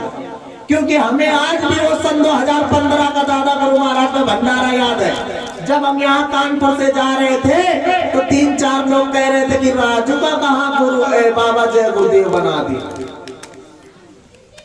तो वो दिन भी मुझको याद है, मगर उन्होंने कभी अपनी जबान से नहीं कहा कि मैं किसी का गुरु हूँ या मैं जय गुरुदेव हूँ। उन्होंने बराबर का संगत का सेवादार हूँ और गुरु का नाई। नाई कौन होता है? संदेश भेजने वाले, संदेश देने वाले। तो इसी अयोध्या में मैं गया हुआ था, बड़े भैया के साथ में टाटधारी गुरु भाई आए हुए थे। उन्होंने कहा कि तू बाबा जय गुरुदेव से मिला है? यहाँ की भाषा भी कुछ अटपटी है, कहने के लिए सबसे सभ्यता की भाषा भी यहाँ की और सबसे खराब भी भाषा यहाँ। तो भैया से बोले तू बाबा जय गुरुदेव से मिला है 12 के बाद? तो भैया ने कहा हम तो बराबर मिलते हैं, मगर हमारा जो प्रमाण है वो कोई विश्वास करने को तैयार नहीं होता, क्योंकि अंदर की जो किताब है अंदर वाला ही देखेगा, बाहर खोल के दिखाई नहीं जा सकता। तो उन्होंने स्पष्ट शब्दों में कहा कि हमने अपने गुरु के दर्शन एक बार नहीं 1000 बार किए, मगर अंदर में किए। तो भैया की बात चल रही थी, हम कुछ नहीं बोले, क्योंकि जब बड़े लोग बोले तो तीसरे को बोलने की जरूरत नहीं। तो बातचीत चल रही थी और जब वो बोले अच्छा ठीक का हम बाबा जय गुरुदेव से मिले, तो भैया बोले किस प्रकार मिले? कहा बाहर से मिले। बस तुरंत हमारा दिमाग खसक गया, सुनते रहे। कहा कि हम बाबा जय गुरुदेव से मिले हैं, सत्संग भी सुनाए हैं सबको और हम वीडियो भी बना करके लाए, और हम वो सत्संग पूरा यही सत्संग में सुनाएंगे। जिनके यहाँ की बात है वो भी यहाँ पर मौजूद है। तब तक हम बीच में बोले, हमने कहा चाचा जी क्षमा करिएगा, एक बात कहना चाहते हैं। अगर गुरु महाराज का सत्संग होगा, एक नहीं हम 1.5 घंटे का चला गया, क्योंकि गुरु वाणी में अमृत भरा है जो जमाने में मिलता नहीं। और अगर हमारे गुरु की वाणी ना हो तो टाट पहने आप समझ लीजिएगा हम चलने नहीं देंगे, क्योंकि आपने कहा कि गुरु महाराज का सत्संग सुनाएंगे। तो जैसे बात तय हुई, अब जैसे ही सत्संग चालू हुआ तो लगे बोलने जय गुरुदेव, तो हमने वही लीड निकाल दी। कहने ये कौन सी बदतमीजी? हमने कहा पहले ही हमने कह दिया था कि अगर गुरु महाराज का सत्संग नहीं होगा तो हम चलने नहीं देंगे, क्योंकि हम अपने गुरु के, अब गुरु के अलावा किसी की सुनते नहीं। अब भाषा बदल गई, कहा कि तुम गुरु भाई हो, गुरु के सेवक हो, गुरु का प्रचार करते हो, तो क्या गुरु भाई की वाणी नहीं सुनाई जा सकती? हमने कहा बात पे अटल रहो। तुमने कहा था कि गुरु महाराज का सत्संग सुनाएंगे, अब क्या यही तुम्हारे गुरु महाराज हैं? और सत्संग किसका? गड़बड़िया बाबा। तो बताओ प्रेमियों, जब धारियों के ये हाल है तो कपड़ा धारियों के क्या हाल है? और ले लेकर के सब जा रहे हैं और बाद में हाथ नींद रहे हैं कि हमसे गलती हो गई, हमसे गलती हो गई। तो जब तुम्हारे ही नहीं समझ में आया तो तुम आगे आने वाली पीढ़ी को क्या संभालो? और बाद में दोष दे रहे हो कि हमारे घर के लड़के बच्चे भजन नहीं करते, हमारे घर के बच्चे सेवा नहीं करते, हमारे घर के बच्चे सुनने तैयार नहीं। अरे वो घर के बच्चे भी होशियार है, वो भी कहते हैं कि जब तुमको खुद अपने गुरु पे भरोसा नहीं तो तुम हमको क्या भजन करो? तो इसलिए प्रेमियों, गुरु महाराज की दया को समझो, अब खुद को संभालने की जरूरत है। अब वो बताने और समझाने वाला समय गया। जब खुद संभलेंगे, खुद के शरीर की रक्षा हो जाएगी, तब किसी दूसरी चीज की रक्षा हो पाएगी। जब खुद का ही शरीर सही नहीं रहेगा तो बताओ कहां से तुम एक गिलास पानी उठा करके पियोगे। और ये कलयुग नहीं, ये कलयुग है। करोगे तो पाओगे, और कृपा कृपा चिल्लाते रहो, जब तक कुछ करोगे नहीं तब तक कुछ पाओगे भी नहीं। कृपा का असली अर्थ यही है, कर तो पा। तो प्रेमियों, इसीलिए स्वामी जी महाराज ने जो कुछ भी बातें बताई, समझाई, पत्रिकाओं को निकालो, पत्रिकाओं को निकालो, उनको पढ़ो, उनको समझो कि मालिक ने हमारे क्या कहा। अगर तुम पत्रिकाओं को ही प्रेमियों निकाल करके पढ़ते रहोगे तो कोई भी माइकालाल तुमको आकर के डिगा नहीं सकता। तुम एक टक बैठे रहोगे, वो आंधी आएगी, उड़ जाएगा, मगर तुम अपनी जगह पर बैठे रहोगे। इसलिए प्रेमियों, अब जो यहाँ की बात हुई, जब यहाँ के लोगों ने तो देखा ही होगा कि यहाँ 18 मई को क्या हुआ, क्या नहीं हुआ। अब बात आती है धाम बड़ेला कि ये ग्राम बड़ेला, गांव बड़ेला से धाम बड़ेला विश्व प्रसिद्ध कैसे हुआ, क्यों? क्योंकि बराबर आप रहे, मगर कभी आपने ध्यान लगा करके सुना नहीं। क्यों नहीं सुना? मजबूरी है। मजबूरी क्या है कि गांव की गंगा गड़ई बराबर मानी जाती है, कि गंगा जहां बहती है तो लोग 6-6, 7-7 कोस मील दूर चले जाते हैं, नहाते हैं और उसमें पूजा अर्चना करते हैं। मगर वही गंगा अगर गांव के बगल से निकल रही हो तो रोज जा करके वही मैदान करते हैं। तो गांव की गंगा गड़ई बराबर मानी जाती है। तो कहा वही राम तीरथ का घर है, वही राजू है, वही जय गुरुदेव है, तो कहा उनके द्वारे रोज रोज जाना। तो प्रेमियों, ये हमारी आपकी भूल है।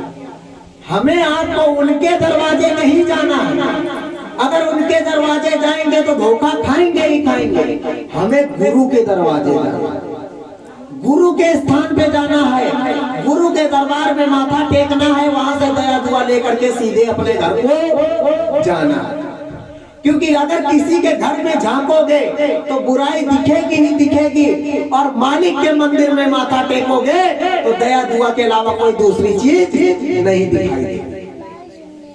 प्रेमियों, जो हम आप चिल्लाते थे कलयुग जाने वाला है, सतयुग आने वाला है, तो सतयुग तो आ गया। और इसी चीज से लोगों को चिढ़न हो गई कि लोग चिल्ला रहे कलयुग जाने वाला है, और धाम बड़ेला से चिल्लाया जा रहा है सतयुग आ गया। सब पूरे हिंदुस्तान में एक साथ मिलकर के चिल्ला रहे हैं कलयुग जाने वाला है, सतयुग आने वाला है। और धाम बड़ेला से कुल मालिक ने कहा, सतगुरु ने संदेशा भिजवाया है, धरा धाम पे सतयुग आया। सतगुरु का प्रमाण यही है, सच्चा सतगुरु नाम यही है। सतगुरु आए, सतयुग आए, संगम बहुत करारा है, और सच्ची संगत स्वामी जी की सारे विश्व का नारा। चाहे कोई साधक हो या कोई प्रेमी हो, अपने को कुछ भी मानता हो, और एक दिन प्यारे सबको सतगुरु जय गुरुदेव मंदिर में आकर के शीश झुकाना। क्यों झुकाना है? कि जब वो जहां कुल मालिक आकर के बैठेगा, तो जब कोयल आवाज लगाएगी, अरे बाबा कहते जरूर हो कि कोयल के बच्चे कोयल की बोली नहीं पहचानते। अरे कोयल के बच्चे कोयल की बोली पहचानते हैं, और जिस दिन उनकी माँ आवाज लगाएगी तो सारे कोयल के बच्चे फुर फुर फुर फुर। फिर तुम चाहे जितने बड़े बड़े आश्रम बनाओ, अच्छी बात है, जगह जगह तुम आश्रम बना रहे हो, हमारे लिए बना रहे हो, हमारे गुरु के लिए बना रहे हो, हमें बनाने की जरूरत नहीं पड़ेगी। और गुरु महाराज ने कहा कि उस जगह से काम होगा तो वहां हमें मेहनत नहीं करनी पड़ेगी। और तुम कहते हो कि हम वाही वाल लूटेंगे। तो स्वामी जी महाराज ने कहा कि कृष्ण ने अपने सगे मामा को नहीं छोड़ा था और राम ने अपने सगे पिता को नहीं छोड़ा था। तो ये तो फिर तुमसे बड़े दूर का भी रिश्ता है, गुरु भाई बहन। और जहां सत्य की बात आएगी तो इनकी माला ही कहीं ना कहीं तलवार का काम कर जाएगी, इतना याद रखना।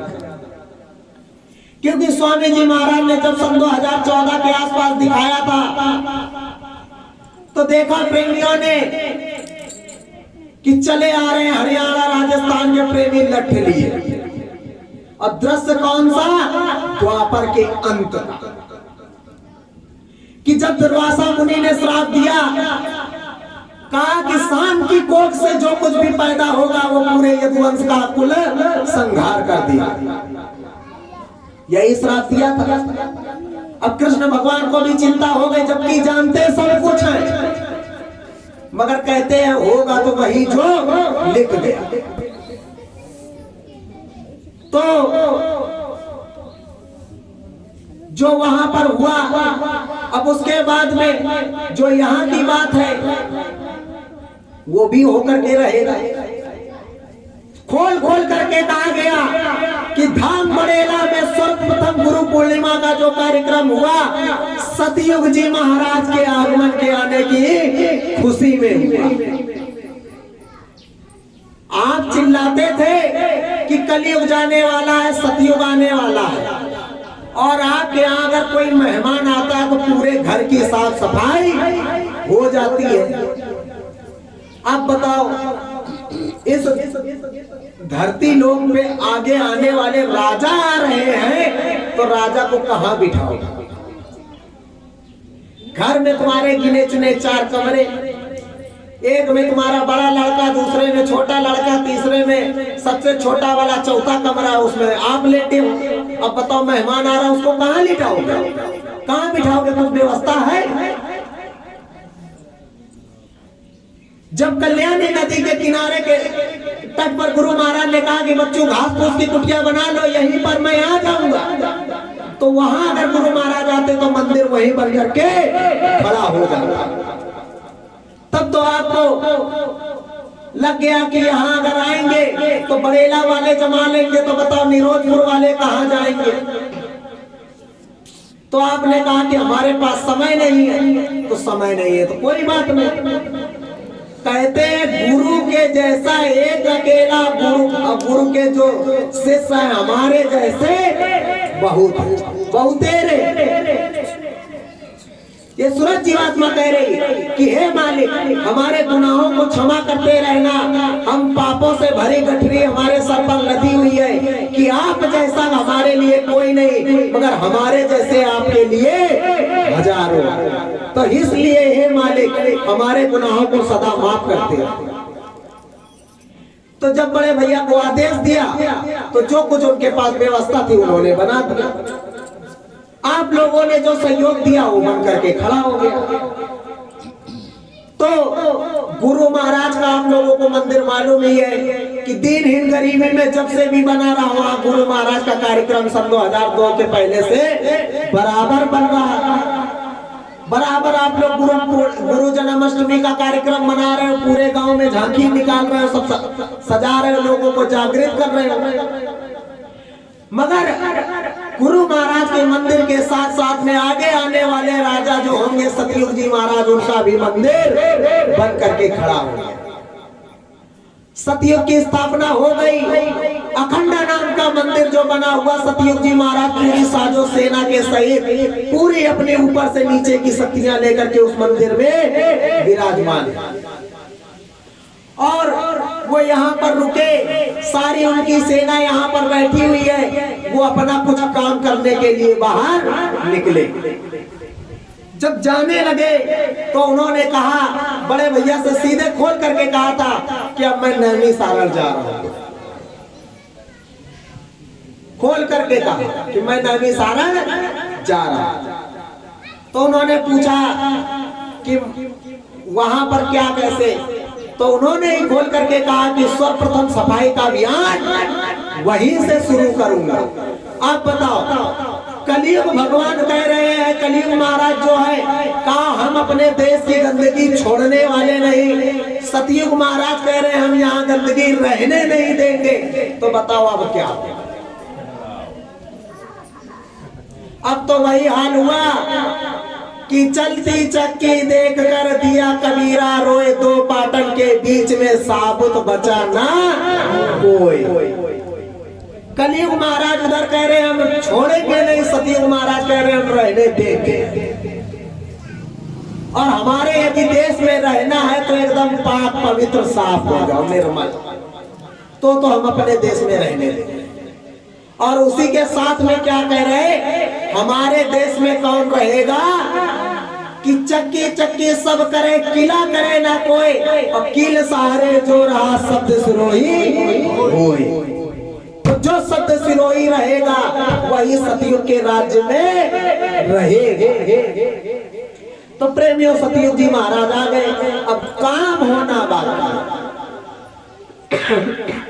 क्योंकि जो आप कहते हो कि गुरु महाराज ने कहा था कि सतयुग आएगा तो हम बताएंगे, और उस दिन अरे गुरु महाराज ने ये नहीं कहा। गुरु महाराज ने कहा था कि जब सतयुग का चौथा महायज्ञ होगा, उनका राज्य अभिषेक होगा, उसके 10 माह पूर्व मैं घोषणा कर दूंगा। ये नहीं कहा था कि जिस दिन सतयुग जी महाराज इस धरा पर आएंगे तो 10 माह पहले घोषणा करूंगा। तो इसलिए जो बात हो उसी बात का प्रचार करना चाहिए। अभी काफिला लेकर के निकले, हमने अपने कानों से सुना, चिल्लाते चले जा रहे हैं कि गुरु महाराज ने कहा था बात किसी की मत मानना, जब सतयुग जी महाराज आएंगे उनका काम होगा तो 10 महीने पहले घोषणा करूंगा। अब तो ये तो वही बात हुई कि जिसकी रोटी खाई उसी का गुण गाया, गुरु से कोई मतलब नहीं। जायज भी है, जैसी संगत वैसी रंगत। आप सतगुरु की संगत हो, सतगुरु के रंग में रंगे रहो। और प्रेमियों, ये मुक्ति दिवस का जो पावन पर्व है, इसको बराबर याद करते रहो गुरु की दया मेहर से, और आगे आने वाली पीढ़ी को भी बराबर इस पर्व की महत्व समझाते रहो। इतिहास तो बहुत बड़ा है, हम तो केवल इतना ही समझते हैं कि अगर आपने 4 लाइन पकड़ ली तो पूरा इतिहास अपने आप स्पष्ट आपको नजर आएगा। क्या कि मुक्ति दिवस के पीछे का इतिहास बड़ा दर्दीला है, और सतगुरु जय गुरुदेव दया के सागर स्वामी जी की लीला है। नाना कष्ट गुरु ने झेला, जीवों के हित लीला किया। अगर ये 4 लाइनें समझ में आ गई तो मुक्ति दिवस का इतिहास पूरा सामने आकर के खड़ा हो जाता। तो इसीलिए स्वामी जी महाराज ने भी कहा, बच्चों ने कहा कि आगे आने वाले हर शासन से लिखित निवेदन है अभिवादन से कि ऐसा दिन वो कभी न लाए, आओ हम मुक्ति दिवस मनाएं। ये इसीलिए बराबर याद दिलाया जाता है कि ऐ राजमत में भूलने वालों, प्रजातंत्र के रखवाले जो बने हुए हो, क्या क्या प्रजातंत्र में होता है उसको बराबर याद करना। प्रेमियों, जिन लोगों ने स्वामी जी महाराज की बात नहीं मानी, आज उनका इतिहास देखिए। मगर फिर भी हमारे स्वामी जी महाराज दयालु महाप्रभु, उन्होंने खोल करके कहा। पहले उन्होंने कहा ये जय गुरुदेव नाम सुदर्शन चक्र, उन्होंने यही कहा ये जय गुरुदेव नाम सुदर्शन चक्र है, और सुदर्शन चक्र का 2 काम है उसका। पहला भक्तों की रक्षा करना, दूसरा आताताई शक्तियों का समूल नाश करना। तो उन्होंने कहा कि इस जय गुरुदेव नाम से जो कोई काम लेना चाहो ले लो, मैं पूरी पावर दे रहा हूं। अगर इस नाम का दुरुपयोग किया, इस नाम को बदनाम करने की कोशिश की, या वाहीवान उठने की कोशिश की, या नकल करने की कोशिश की, तो स्वामी जी महाराज ने स्पष्ट शब्दों में कहा कि सबको जेल का रास्ता देखना पड़ेगा। तो प्रेमियों, सही भाषा में अगर देखा जाए, आज किताब खोल करके देखी जाए, तो आप केवल कहते हो कि 10-20, यहाँ 100-150 लोग केवल जय गुरुदेव नाम पे दुकानें खोले हुए, क्योंकि गुरु महाराज के सामने ही ना जाने कितने लोग जय गुरुदेव लिखते थे। गुरु महाराज के सामने उस समय की बात है, सन 2005 का समय था। राजेश पटेल नाम के कोई गुरु भाई थे, राजेश पटेल नाम के। तो वो जब गुरु महाराज के पास गए तो उन्होंने गुरु महाराज से शिकायत पत्र भेजा। कहा कि स्वामी जी महाराज, आप जो मंत्र यानी गुरु मंत्र गुरु दक्षिणा मंच से दे रहे हैं, क्या इसको प्रेमियों को भी देने का आदेश है? तो स्वामी जी महाराज ने कहा कि बच्चों, पहले तो ये कोई काम कर नहीं सकता, और दूसरी चीज, इस तरह का किसी को नाम दान देने का कोई आदेश नहीं। फिर इसी चीज को गुरु महाराज ने 2007 में भी दोहराया, फिर गुरु महाराज ने 10 में भी दोहराया। अब तुम कहते हो कहा ही नहीं। स्वामी जी महाराज ने बराबर कहा, स्वामी जी महाराज ने बराबर कहा कि पहले तो मेरा काम कोई कर नहीं सकता, दूसरी चीज मुझे कोई पहचान नहीं सकता। मैं अपना काम करने आया हूं, मैं ही परिवर्तन करके दिखाऊंगा। उन्होंने खोल करके कहा कि राम का संकल्प राम ने पूरा किया, कृष्ण का संकल्प कृष्ण ने पूरा किया, तो मैं अपना संकल्प पूरा खुद ही करूंगा। तो प्रेमियों, जब उन्होंने कह रखा है कि अगर जरूरत पड़ी तो 400 सालों तक रह सकता वो बच्चों, तो 4 साल तक नहीं, जब तक ये सृष्टि चलेगी तब तक रहेगा। उनके लिए कोई बड़ी बात नहीं है। और वो चाले तो एक ही मनुष्य पोल में वो अरबों खरबों समय तक रह सकते। एमपी के सियाराम बाबा है, सियाराम बाबा 130 साल की उम्र है, खुद करते हैं, खुद खाते हैं, और उनका काम है केवल रामचरितमानस का पाठ सबको सुनाना, चाहे 1000 बैठे हो चाहे 10,000। किसी के हाथ का ना पानी पिएंगे, ना किसी के हाथ का कुछ खाएंगे।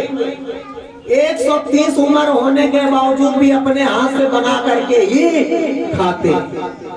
तो बताओ, जो नीचे के लोगों की शक्तियां हैं, नीचे के लोगों को मानने वाले संत महापुरुष महात्मा है, जो कुछ भी कहो, जब वो इस तरह कर सकते हैं तो अनामी महाप्रभु के लिए क्या बड़ी बात। और सबसे बड़ी बात हम महाप्रभु के ऊपर रखते हैं 3 लोक का जो मालिक है। राम आए 14 कला से, कृष्ण आए 16 कला से, अनामी महाप्रभु कितने 64 कला से। क्योंकि 14 कला उनको इस वजह से कहा गया कि वो मर्यादा पुरुषोत्तम कहलाए, और मर्यादा में रहे उन्होंने नर लीला। कभी उन्होंने ये नहीं दिखाया कि मैं भगवान हूँ। धनुष बाना उन्होंने धारण किया तो कभी द्वारा सुदर्शन नहीं उठाया, वो धनुष बाण ही धारण किए रहे। और कृष्ण को 16 कलाओं का इस वजह से कहा गया कि जरूरत पड़ी तो उन्होंने धनुष भी उठाया, और जरूरत पड़ी तो बंसी भी बजाई, और जरूरत पड़ने पर उन्होंने सुदर्शन चक्र भी उठाया। और अनामी महाप्रभु 64 कलाओं से भरे। तो प्रेमियों, अब आप लोग बताओ कि जो 3 लोक का मालिक है, जिसने खुद इस देश को बनाया, 3 लोक के देश को, यानी ये नीचे के लोक की जिसने रचना की, और उसी का बनाया हुआ विधान है जिसका खंडन नहीं होता। उन्होंने जो विधान बनाया उसका खंडन नहीं होता। और जब वो यहाँ आए तो उन्होंने अपनी उम्र निर्धारित की। जब प्रभु राम यानी इस लोक में आए तो उन्होंने अपनी उम्र निर्धारित की कि नहीं की? और ये हुआ कि इतने से इतने समय तक प्रभु राम इस धरा पर रह करके काम करेंगे, उसके बाद में दूसरा अवतार होगा। तो प्रेमियों, राम के आने से पहले महात्माओं ने रामायण लिख दी। राम के आने से पहले महात्माओं ने रामायण लिख दी।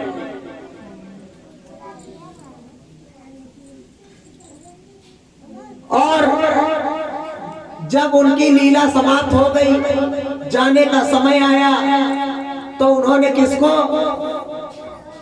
अपने यहाँ के सेवक को बुलाया। तो उन्होंने क्या उदाहरण दिया? मैं ब्रह्मा का विजेता, आपका मानस पुत्र हूं।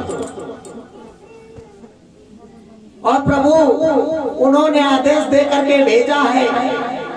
अब ये मर्यादा है, तभी तो देखो बात कही जा रही है कि उन्होंने आदेश दे करके भेजा है कि सृष्टि आपकी बनाई हुई है, मगर आपने जो अपनी आयु निर्धारित की थी तो प्रभु उसका समय पूरा हो चुका। अब आप अपने परम धाम को पधारे तो सबके लिए अच्छा होगा। फिर भी बनाई सृष्टि आपकी, यदि आपकी मौज हो, रहना चाहे तो आप रुक सकते हैं। तो प्रेमियों, कहने की बात यही है, कहूंगा और कहना चाहता हूं कि जब तीन लोक का मालिक अपने बनाए हुए सृष्टि में अपने नियम को बदल सकता है, तो अनामी महाप्रभु कुल मालिक के लिए विधान कहां से बन गया? जिसने तीन लोक के मालिक को बनाया। तीन लोक का मालिक अपना शरीर स्वयं बना करके आता है, हमारा आपका शरीर तैयार करता है, मगर जो कुल में कुल मालिक है वो अपने शरीर की रचना स्वयं करके आते हैं। हमारा 5 तत्वों का होता है, उनका 25 प्रकृति का बना होता है। अब बताओ कितना जमीन आसमान का फर्क। प्रमाण की बात को अनुराग सागर में लिखा हुआ। जब रानी इंद्रावती कहती है कि हे प्रभु, आपकी यदि दया मेहर हो जाए तो हमारे भंडार गृह में चल करके रसोई में आप भोजन करें, तो जो आप पाएंगे तो बचेगा तो प्रभु हमारे लिए भी प्रसाद मिल जाएगा। और आप इतनी मेहनत करते हैं, सत्संग सुनाते हैं, सब कुछ करते हैं, तो क्या प्रभु आपको भूख नहीं लगती? जाड़ा गर्मी नहीं लगती? तो उन्होंने वहां बड़ा सुंदर उदाहरण दिया कि अगर मनुष्य शरीर की बात करो तो इस देश के नियम में आकर के सबको नियम का पालन करना पड़ता है, मर्यादा की जो बात होती है। और नहीं तो अगर तुम मेरी बात कर रही हो तो हे इंद्रावती सुन लो तुम कि तुम्हारा शरीर जो है वो 5 तत्व का, 3 लोक के मालिक का बनाया हुआ है, जो जल पृथ्वी वायु आकाश गगन से मिलकर के बना हुआ है, मगर मेरा जो शरीर है वो खुद का तैयार किया हुआ है, जो 25 प्रकृतियों से मिलकर के बना हुआ है। अगर हम अपनी मौज में आ जाएं, साधना के तत्व में साध ले, तो ना इसमें गर्मी लगेगी, ना जाड़ा लगेगा, ना बरसात का पता चलेगा, ना भूखी प्यास का पता चलेगा। तब तो वो सच्चे महात्मा जो होते थे, बैठ जाते थे तो पता लगता था 10 के 10 हजार नहीं, पूरे लाख लाख वर्ष एक साधना में ही उनका व्यतीत हो रहा। तो इसलिए प्रेमियों, उन चीजों को समझिए, समझने की कोशिश कीजिए। और गुरु महाराज ने जो कुछ हमको आपको बख्शिश दी, उसकी अब समय आ गया। क्योंकि अगर कुछ चीज दी जाती है समय के लिए, तो समय आने पर वो चीज बाहर भी आती है। अब वो समय आ गया, परिवर्तन का दौर शुरू होगा। भजन इबादत में इतने अब जोर देने की जरूरत है नहीं। अगर बैठे बैठे बने तो लेटे लेटे करो, नहीं 1 घंटा कर सकते तो आधा घंटा करो, आधा घंटा नहीं कर सकते तो 15 मिनट करो, मगर अब भजन जरूर। ये तो शरीर में दिक्कत परेशानी की बात हो रही। अगर शरीर एकदम स्वस्थ है, सब कुछ है, तो 1 घंटा की जगह 2-2 घंटा,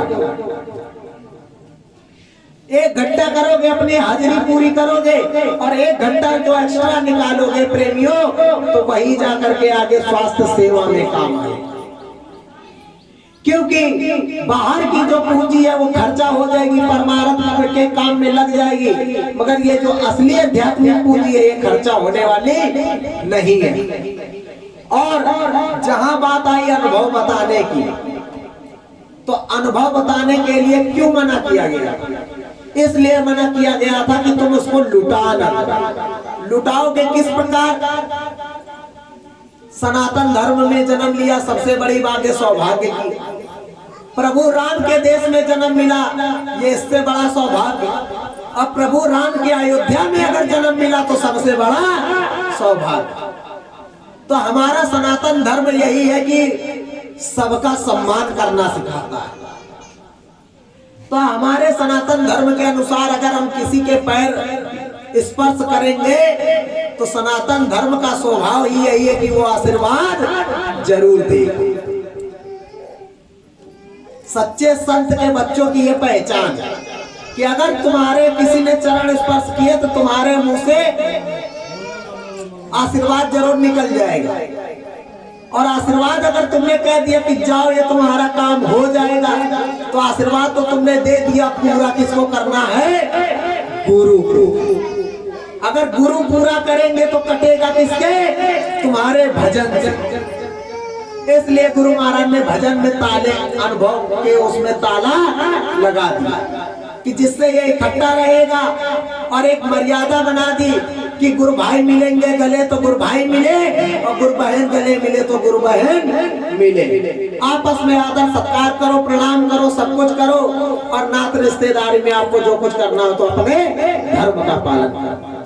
प्रेमियों, शाम को जहाँ सत्संग होगा सब लोग फिर इकट्ठा होंगे, और अभी जो कुछ भी भोजन प्रसाद तैयार होगा तो सभी लोग प्रसाद को ग्रहण करेंगे। और उसके बाद वैसे तो शायद 3 बजे ही भोजन प्रसाद सबको मिलेगा, मगर उसके बीच में जो खाली समय बचेगा तो प्रेमियों सभी लोग अपने अपनी जगह पर जहां भी बैठोगे या पहुंचोगे तो लग करके सुमिरन ध्यान भजन करो। सुमिरन में, ध्यान में, भजन में गुरु महाराज से विनती प्रार्थना करो कि हे मालिक, कुदरत उस बाहर के सरकारी लोहे की बेड़ी जंजीरों को काट करके जेल को आप बाहर आए थे, अब कुदरत की जेल से भी बाहर आओ, क्योंकि अब समय आ गया। आपने कहा धैर्य जब छूटेगा प्रेमियों तुम्हारी आशा का सतयुग तभी आ जाएगा, होगा खात्मा निराशा। तो सतयुग मालिक आ गया, अब आप भी आ गया, क्योंकि जब आप आ जाओगे तो गुरु महाराज हमें किसी चीज की जरूरत नहीं। जब आप आ जाओगे तो सब कुछ मिल जाएगा और सारा काम अपने आप होने लगेगा। क्योंकि प्रेमियों, जब असली जो खुशी है, असली जो रौनक है, जो नूर है, जब वही नहीं सामने दिखाई पड़ेगा तो बताओ चेहरे पे क्या रौनक।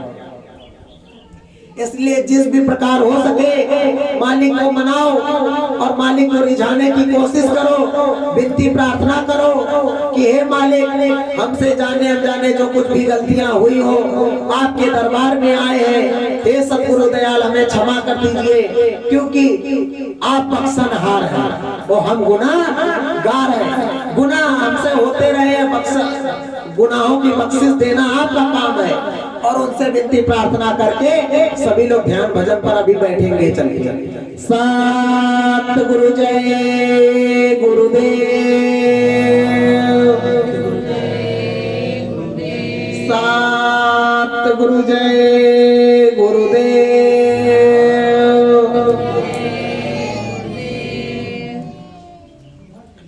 सतगुरु धर्म ध्वजा लहराओ, सतगुरु धर्म ध्वजा लहराओ, सतगुरु धर्म ध्वजा लहराओ,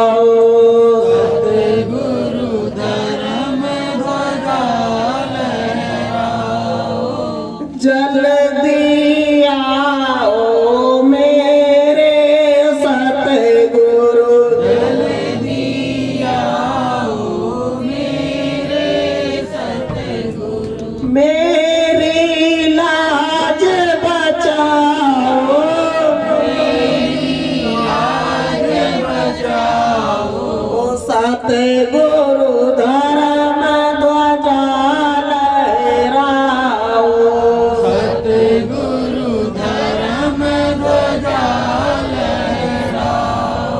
ओ सतगुरु कबीर और रैदासा, सतगुरु कबीर और रैदासा। सतमत खोल दिखाओ, सतमत खोल दिखाओ, सतगुरु धर्म ध्वजा लहराओ, सतगुरु धर्म ध्वजा लहराओ। सतयुग का यह बिगुल निराला, सतयुग का यह बिगुल निराला। सतगुरु आन बजाओ, सतगुरु आन बजाओ, सतगुरु धर्म ध्वजा लहराओ, सतगुरु धर्म ध्वजा लहराओ। ओ किसकी करनी किसकी भरनी, किसकी करनी किसकी भरनी, रोते सब समझाओ, सब समझाओ, ओ सतगुरु धर्म ध्वजा लहराओ, सतगुरु धर्म ध्वजा लहराओ। ओ राम एक है कृष्ण एक है, राम एक है कृष्ण एक है, आप भी एक बन आओ, आप भी एक बनाओ, ओ सतगुरु धर्म ध्वजा लहराओ, सतगुरु धर्म ध्वजा लहराओ। ओ सत्संग सेवा और प्रार्थना, सत्संग सेवा और प्रार्थना, सच्ची सभी कराओ, सच्ची सभी कराओ, ओ सतगुरु धर्म ध्वजा लहराओ, सतगुरु धर्म ध्वजा लहराओ। ओ त्रेता द्वापर कलयुग में अब, त्रेता द्वापर कलयुग में अब, सतयुग आन लगाओ, सतयुग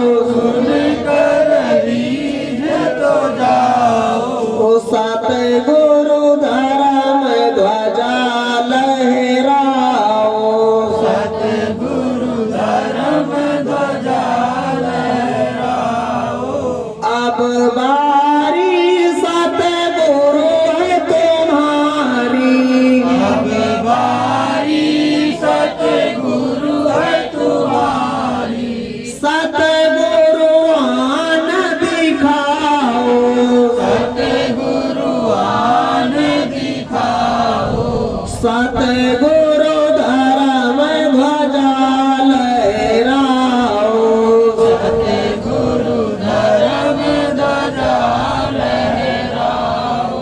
ओ दया में हर करो मेरे स्वामी, दया में हर करो मेरे स्वामी। चरणन में लिपटाओ, चरणन में लिपटाओ। ओ सतगुरु धर्म ध्वजा लहराओ, सतगुरु धर्म ध्वजा लहराओ।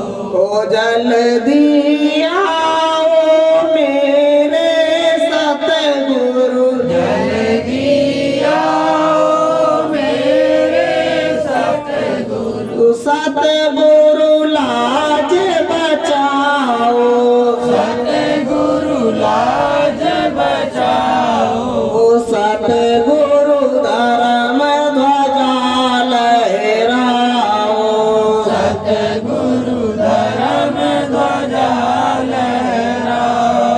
सतगुरु जय गुरुदेव। प्रेमी भाई बहनों, यही हम अपनी वाणी को विराम देंगे और कहने सुनने में यदि कोई भूल चूक हो गई हो तो अपना छोटा भाई बेटा जान करके आप सभी लोग क्षमा कर देना। सतगुरु जय